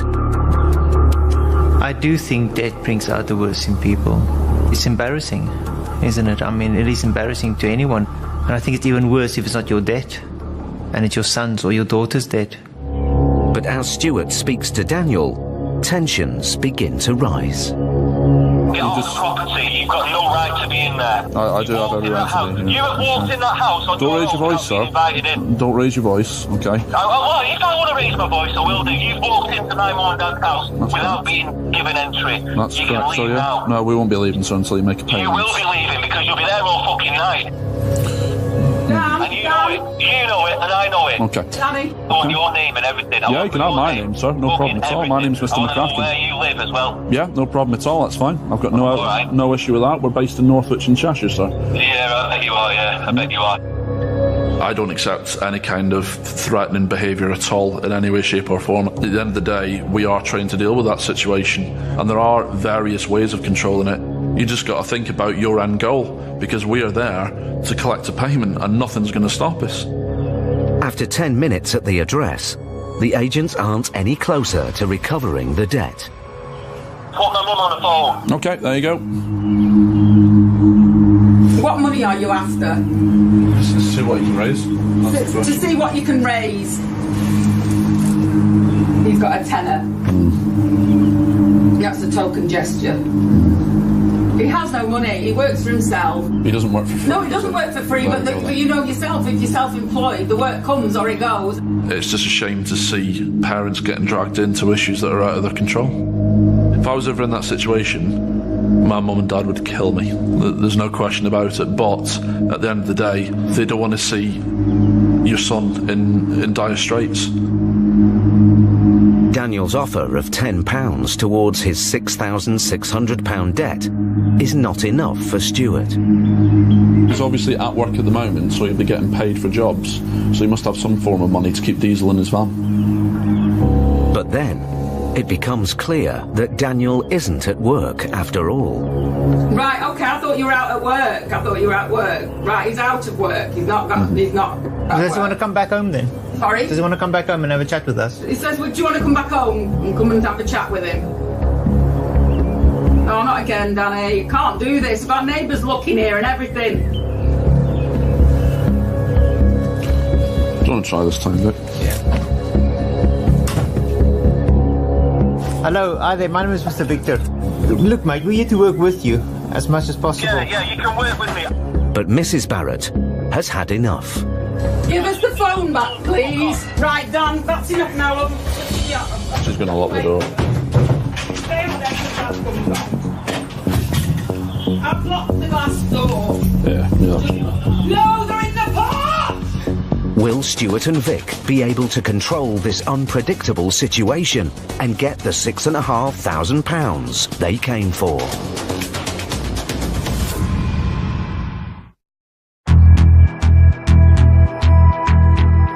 Stuart McCracken and Elmore Victor were looking to serve a writ on plasterer Daniel Barrett for a debt of over £6,500. We're here for Mr. Barrett. Right, Daniel. Yeah, Daniel. That's my son. Yeah. But Mr. Barrett was not at home. He's actually working. When they reached him, he refused to cooperate. You will be leaving because you'll be there all fucking night. Instead, his mother shut off access to the house. No, they're in the pot! Now, with no sign of the defendant, Stuart and Vic need to calm Mrs. Barrett down. Hello? You can speak through the glass, that's fine. Okay. But then suddenly, the police arrive on the scene. High Court enforcement agents executing a High Court writ. Now, Stuart and Vic must brief the officers. What have you come here for? It's a High Court writ. It's High Court writ, so we're here to either collect goods or collect payments, one thing or another. It's been reported to us as a very lucky kind of burglary, you see. That's why we've come. It appears that someone has called the police to report a break-in at the address. That's the writ of control. That's his name and that's the address. So this document gives us the right to come to this property and enforce. We get told that we've broken into places, we get told that we're stealing, but 9 times out of 10 the police presence is vital because everybody wants a third opinion and they need the reassurance from the police that what we're doing is correct. I'll go and speak to her. Yeah, no problem at all.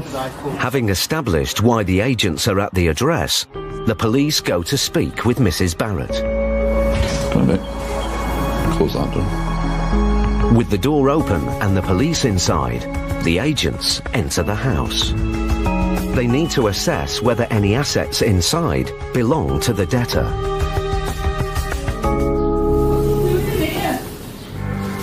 But Stuart's presence aggravates Mrs. Barrett.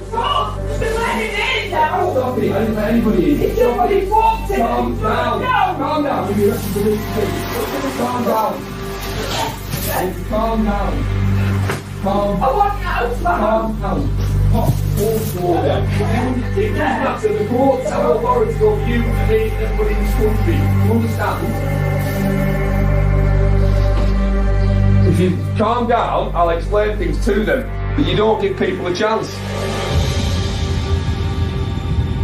She's saying, she just explained to me then, that nothing in this house actually belongs to her son. So I can't verify that. No, we can't either. You can't either. No.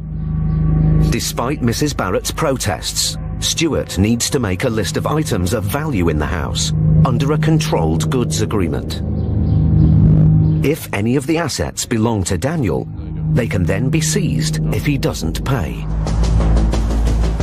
But as Stuart goes to get his paperwork, Daniel's father appears on the scene.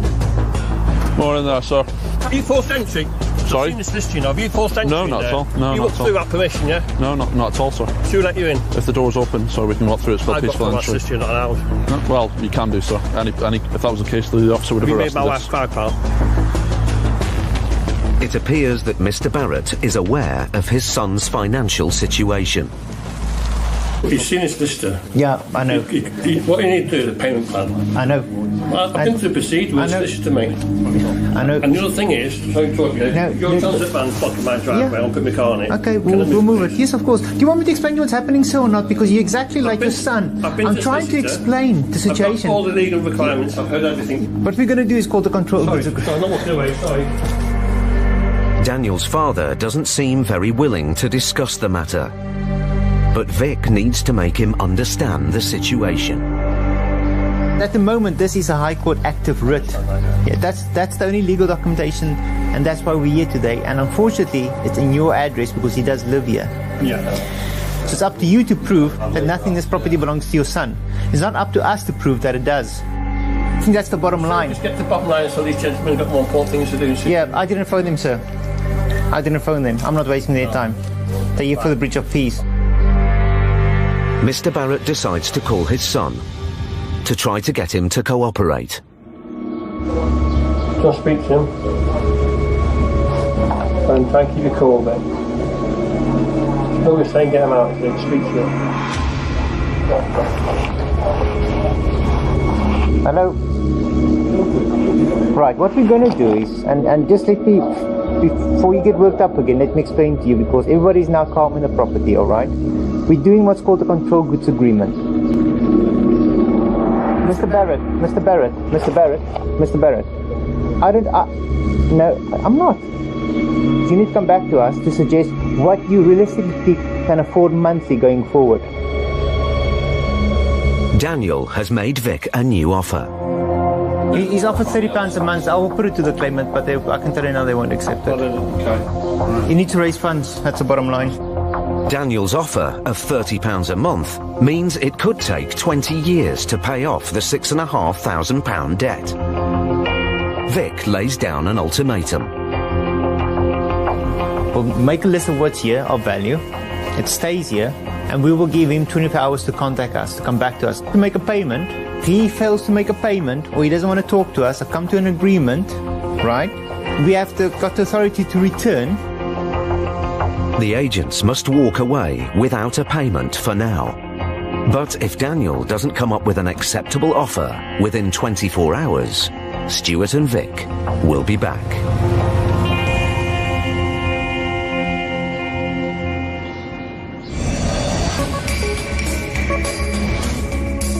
Homelessness in England has risen by 1/3 since 2010. As councils struggle to cope with these rising numbers, thousands of families are being placed in temporary accommodation outside their own borough.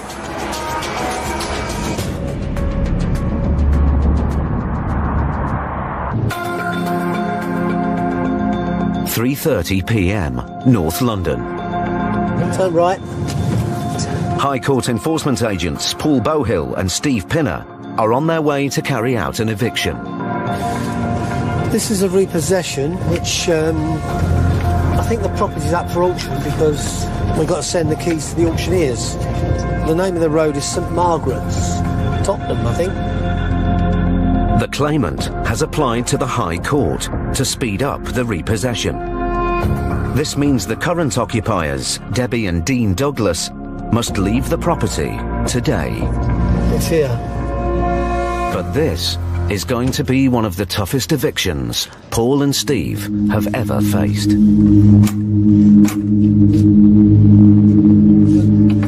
Oh, hello. I'm looking for Debbie Douglas and Dean Douglas. They're not. Are you Douglas? Yeah. Okay, could you call them for me, please? Thank you. Before he can continue his inquiries, Paul needs to find out how old the family member is. Hello, are you there? How old are you? 20. All right. Okay. Can I just talk to you? Have you got any younger brothers or sisters? Yeah. How old are they? 9 and 15. Debbie Douglas is out collecting her youngest child from school. A neighbour comes round to see what's happening. Jason? Jason! Sorry. Jason? Might be upstairs. With all due respect, you are a close friend of the family. Yeah, I'm a neighbour. Okay. I would have thought that she would have been told of this in advance. She was told by the county court that she had to be gone by a certain date. This has now since been transferred to the High Court, and with that there is no notification of our attendance. Moments later, Debbie and her youngest child arrive home. Hello. Hi. Mrs. Douglas. Yeah, what's happening, please? My name is Paul Bohill. We're High Court enforcement agents. Okay. And we have a repossession order for this property. And why would that be? I don't know. Because this is my dad's house and he died. So the paper's in probate. Debbie claims she has a right to her late father's house. But her father's girlfriend, who didn't live with him in the house, disputed this and started legal action.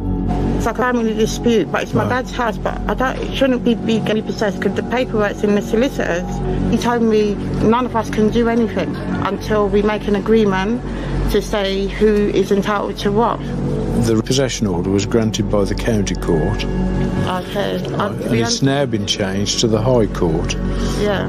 Which means we don't actually write and tell you we come in, but the effect of it is that you have to leave the property now.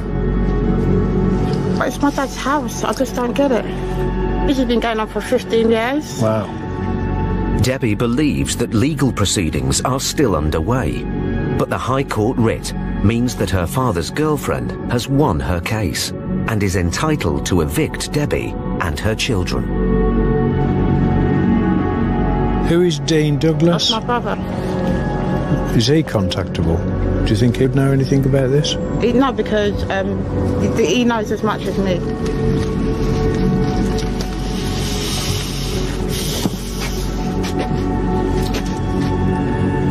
Well, that's one for the books, isn't it? Doesn't affect the day. Be covered by that piece of paper. Totally.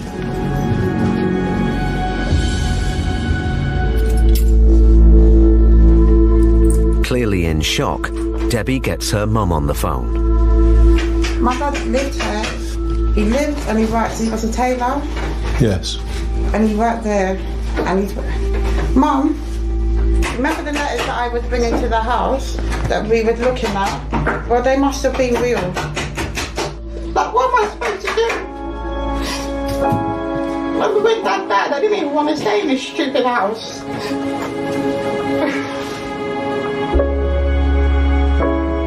My dad lived here on his own for 15 years and he was bleeding to death and I came to look after him. And that's fucking kicking me out of my dad's house.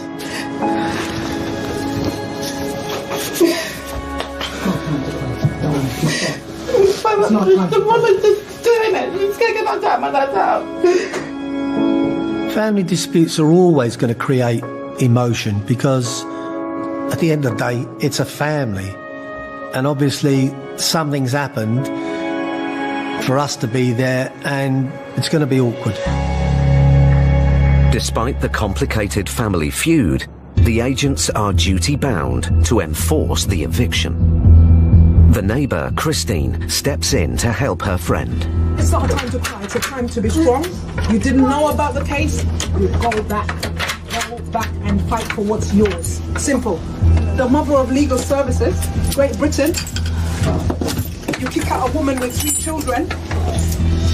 You must understand that we don't choose who we come and see. We are instructed by the High Court and commanded to repossess the property. How can you be thrown out of your father's house? How can you be thrown out of the house? I don't have that answer. I don't have that answer. And someone's for you. taking you to court. This is England. You didn't know anything about the case. This is England. It will be rectified. The judge is human like you. But the priority is to get stuff for a couple of days. Things you're going to need: identification, medication, phone charges. Get down to the council. You have children. They'll emergency house you. Then you can make an arrangement to come back and collect everything else. That is your first and foremost thing you have to do, because you need somewhere to stay tonight. Unfortunately, it can't be here. As Debbie has 3 children, she's entitled to emergency accommodation. But there's a problem. It's 4:45 p.m. and the housing office shuts in 15 minutes. If she can't get there in time, Debbie and her 3 children could face a night on the streets.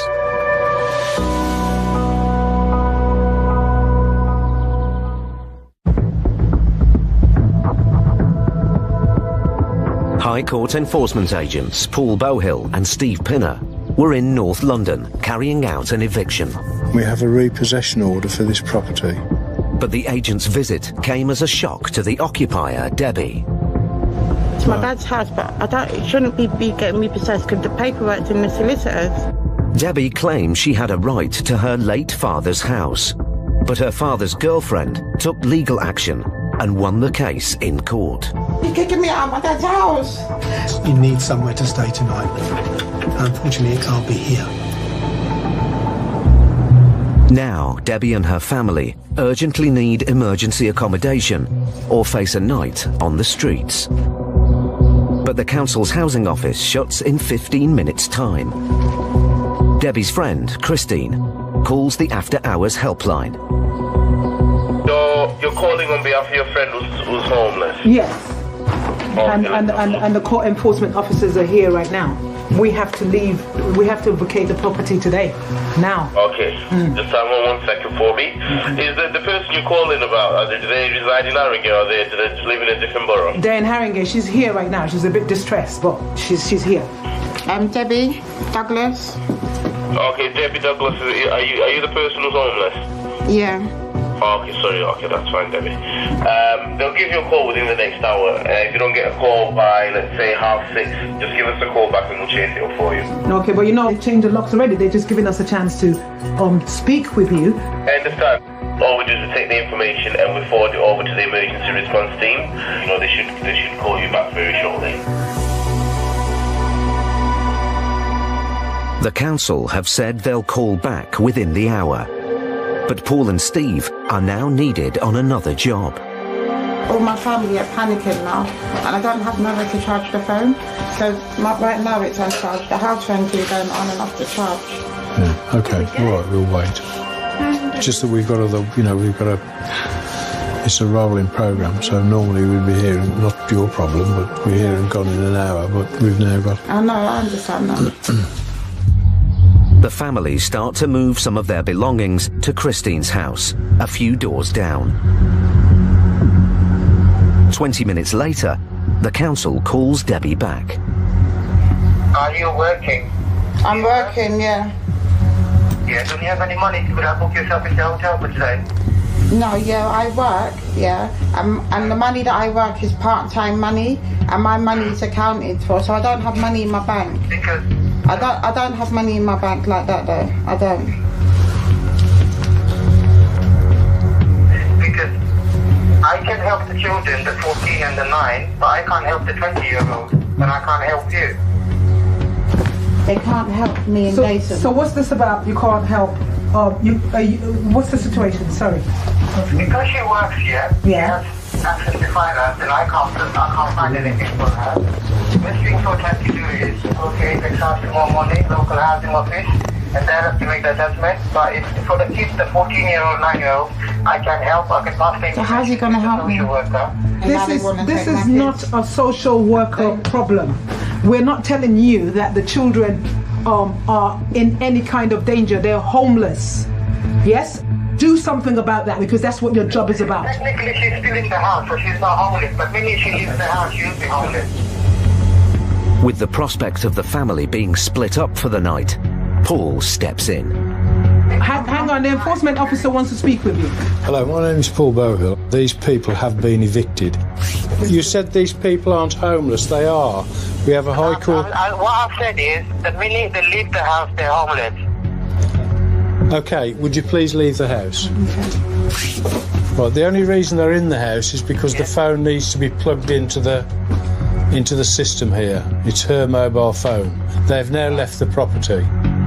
Okay, can I speak to the client, please? Well, no, because you've said she's got to be outside. Okay, but I didn't say that. I said she'll be homeless the minute she leaves the house. I'll call her back in the next 5 minutes. This is them being absolutely stupid. And we've been through this mill, waiting, all the process that you've been through, the drama that you've been through today, we've done a dozen times. Okay. They're obliged to house you. Today is not a good day. Councils are frustrating for us because, you know, we try and talk to them sometimes on behalf of the tenant, but you have to understand from the other side of the coin is that there are so many people on the system that I don't know if they've got enough staff or funds to deal with everything. Over an hour after Christine first spoke to the council, they call back with an unusual request. You need to go to the police station with the document, and I'm going to call you there and speak to the police officer to verify the document. Okay, I'm going there right now. Which police station? I'm going to Tottenham Police Station. All right. In about say 10 minutes. 10 minutes. Yes, it's just across from my place. I'm going to make sure you call me because I don't want to be waiting there. All right. Thank you. Bye-bye.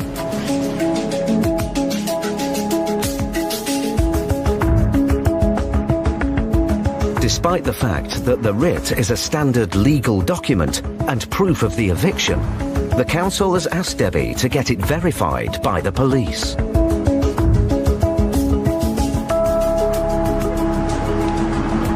But after spending an hour at the police station, it's not good news. The homeless unit are saying they don't understand the paperwork. Understand? What is there not to understand from a high court? So I'm very saddened at the way things have turned out and the way my friend has been treated. When she needs help, she's getting no help from anywhere. Debbie and her family are now in a desperate situation.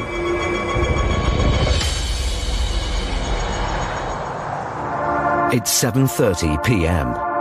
Paul and Steve have been with the family for 4 hours, but they won't leave until Debbie and her children have a bed for the night. Paul urges Christine to call the council one last time. Make the phone call again to the council. We've executed dozens and dozens of writs up here. They must have seen a writ. They must be aware of the circumstances. Christine makes the call. Hi, I called you a couple of hours ago. My friend is out on the streets with her children. Are you categorically now telling me that she is not going to be rehoused with the children tonight? Are you categorically saying that? I can't confirm or deny anything because I'm not the homeless team. Have you had a call back from the social services? No. It's over an hour now from the time we got from the police station, and we've had no call. We're out on the street with the children outside the house. Okay. All I can do then for you is to apply for the homelessness for them to call you back again. Because we're waiting for their call, so if you could transfer us to them, please. We don't transfer, I'm afraid. They will have to call you back. Okay, I'll be waiting. Thank you. Thanks, bye-bye. The processing of their claim for emergency housing may well take 4 to 6 hours, and we know from feedback that we have that's about average. I think the whole system is absolutely outrageous. It's now 8 o'clock at night. With no offer of assistance from the council yet, Paul allows the family back into the house. 45 minutes later, an officer from the emergency housing team calls back. So, she's got nowhere to stay? Yes. At all? She's on the streets right now with the kids. Yes, I am. So why can't you accommodate her tonight and they can go to Apex House in the morning? It is not my duty to house her tonight. It is your duty, not mine. Right, okay, you're a friend and you're taking her. Yes, I'm a friend. I've got 4 children. Okay. So my house is full. Your house is full, you got 4 kids? Yes. Okay. Has she got any other friends or relatives she can stay with? No, she hasn't. Okay, the reason why we're sorting this information out is because at the moment we usually get information from our bed and breakfast, and a lot of them are fully booked, but we're trying to get some more information. So just 1 second, please. There is a bed and breakfast in Ealing. Ealing? Ealing, yes. How are we gonna get to Ealing this night? And the children have to be in school in the morning. It would take over an hour for Debbie and the children to get across London to Ealing. I think the council are absolutely behaving abominably. I don't think it's fair at all. You know, it's now 9 o'clock at night. That's all we got. Why can't we have a friend? If you're so concerned. No, don't be going on about a friend. No. Don't put no guilt on me. Don't put your what you're meant to do. Don't put it on me and try to play games with. Don't play games. It is your duty to house her. Don't you dare try to blackmail me by saying as a friend that I am meant to house her. Change your mind, you can call us back where? There will be no call into Ealing without you providing the transportation to get there. I can give you the phone number. I don't need no social worker because we cannot get to Ealing this night without some support. Thank you. Thank you for nothing. Exasperated by the situation, Paul decides to take action of his own. Yes, I'm wondering if you've got a room vacant tonight in North London. Paul books the family into a local hotel. This is an unusual case. We don't do this for everybody, trust me. But we're seeing what appears to be, well, certainly the injustice of the housing system, the emergency housing. I mean, that's too silly for words. We don't offer to help with hotel rooms as a matter of course. We will only use those as a last resort. I wouldn't see a mother and children out on the street on a winter's night. We would do what we consider to be the reasonable thing. It's now 10 p.m. So if there's an issue, we'll sort it. It's paid for, done. Thank you. All right, and breakfast is included. Turn all the lights off on your way through, please. After 7 hours at the property, Paul and Steve finally complete the eviction. Thank you, Christine. Couldn't have done it without you. You're a real fighter. Thank you. Thanks to Paul and the enforcement company, Debbie and her children will have somewhere to sleep for the night. But the family face an uncertain future.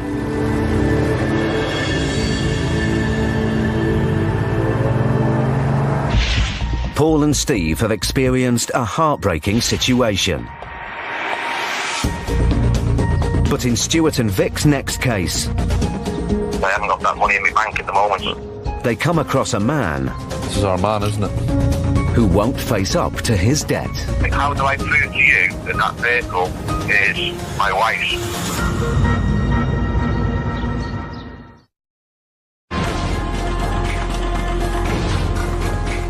Since the start of the financial crisis in 2007, personal debt in the UK has increased by nearly £300 billion.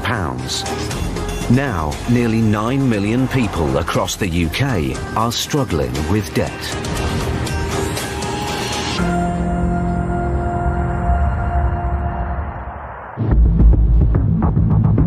(8 a.m. Harden, Wales. Stuart McCracken and Elmore Victor are back on the road with a writ to recover over £4,000 owed by plumber Justin Westbrook. Have you seen it outside? No, no, mate. Frosty this morning. If Mr. Westbrook can't or won't pay his debt, Stuart and Vic have the right to seize goods and vehicles from the property. The cash guy. We'll take that. Cash guy ain't going anywhere. Go on, Vic, let's go wake somebody up.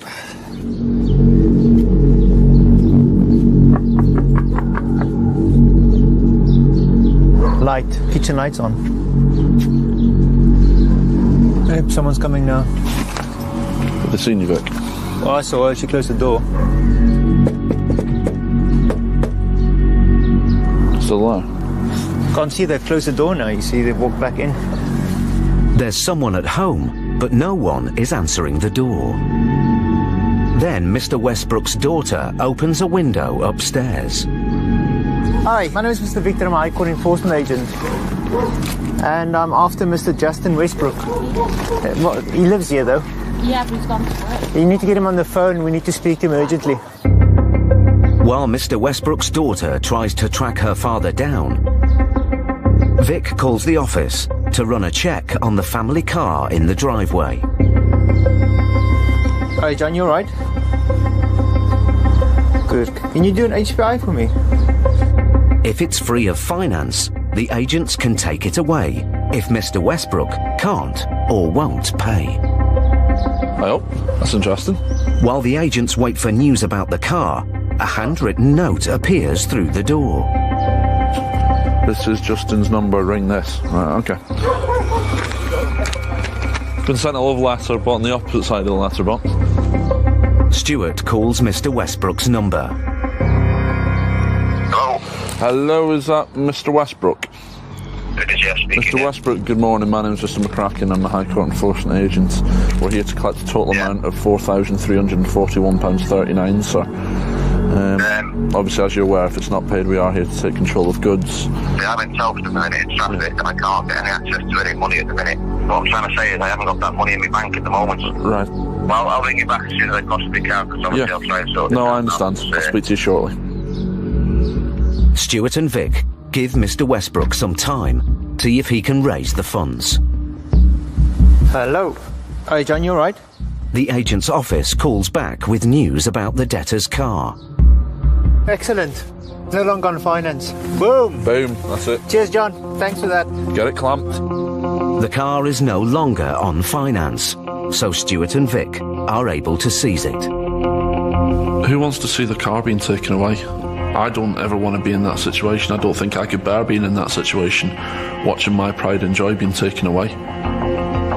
Half an hour later, Mr. Westbrook has still not come up with any offer of payment. But Stuart wants to give him one last chance to settle his debt before taking a prized family asset. Hello? Hello, is that Mr. Westbrook? Where do I actually stand? What'll happen is, sir, at 9 o'clock, if the payment isn't made, it gets transferred to what they call Stage 3 enforcement, which means the amount goes to £5,171.49. We'll then be contacting recovery for the vehicle to be removed. But Mr. Westbrook has news for Stuart. It's not my vehicle, sir, is it? You know what I mean? Right, whose vehicle is it? It's my wife's. At the moment, we've seen no paperwork relating to that vehicle. How do I prove to you that that vehicle is my wife's? We'd need a sales invoice, sir. Bear with me. Yep, speak to you shortly. Right. Stuart needs to get to the bottom of who owns the car. Inside the house, Mr. Westbrook's daughter has the finance company on the line. Hello, my name's Mr. McCracken. I'm a High Court enforcement agent. The finance company confirmed that the car is now free of finance, but the loan was in Mrs. Westbrook's name. Meanwhile, Vic gets a call from the office. Hi, John. Mister. Oh, brilliant. Oh, brilliant. Thank you very much, John. Cheers, bye.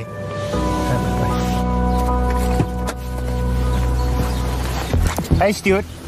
The finance company has confirmed the vehicle was in the name of Mr. Justin Westbrook. Mr. Really? Because I've just spoken to a woman on the phone there. And I went, right, okay, so whose name was it? And it's in the Mrs. Must put in both their names, possibly. But yeah, it's in joint names. That's what it is, it's in joint names. It seems that the car belonged to both Mr. and Mrs. Westbrook. But as his name appears on both the finance documents and the writ, the agents have the right to seize it. I mean, you can pay today, but in 20 minutes the car's going. It's been over an hour since Stuart first spoke with Mr. Westbrook, and the debtor hasn't shown any signs of payment.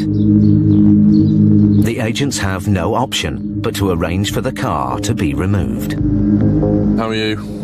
Good. I'm organising removal of this vehicle. Make the call, Jane. Make the call. But as they wait for the recovery team, a white van arrives. It's Mr. Westbrook. What's going on here? This is our man, isn't it? Yeah. As we've been waiting, we've seen a white van pull up. Two guys have been in it. He's been dropped off, what we believe is a defendant. And then he's done what we call in the trade a Spider-Man attempt, which was climbing up on the wall there and then climbing around the back of his garage. But Mr. Westbrook is still making no attempt to settle his debt. If you want to try and hide from the matter, it's only going to make situations worse. I don't know why people do it. If you just speak to us and work with us, we will work together to get this resolved. Aha! What's up? Let's have it. 10 minutes later, the removal team arrive to take away Mr. Westbrook's vehicle. If you don't want to pay your bills and you want to hide, then do that.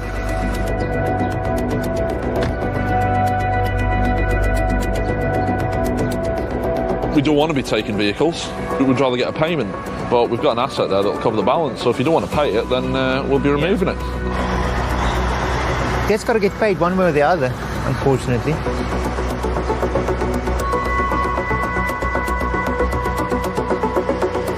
Can we get a copy of that?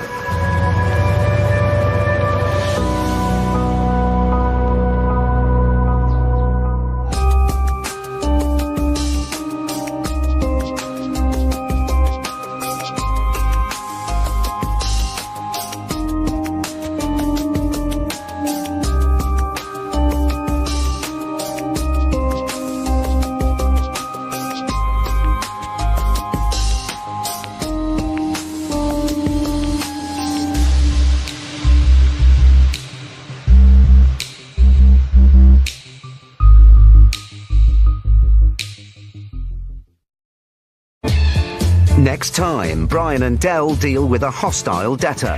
Why have you got a sword behind the door, Mark? It's a bit naughty, that. Paul and Steve meet a tenant who won't budge.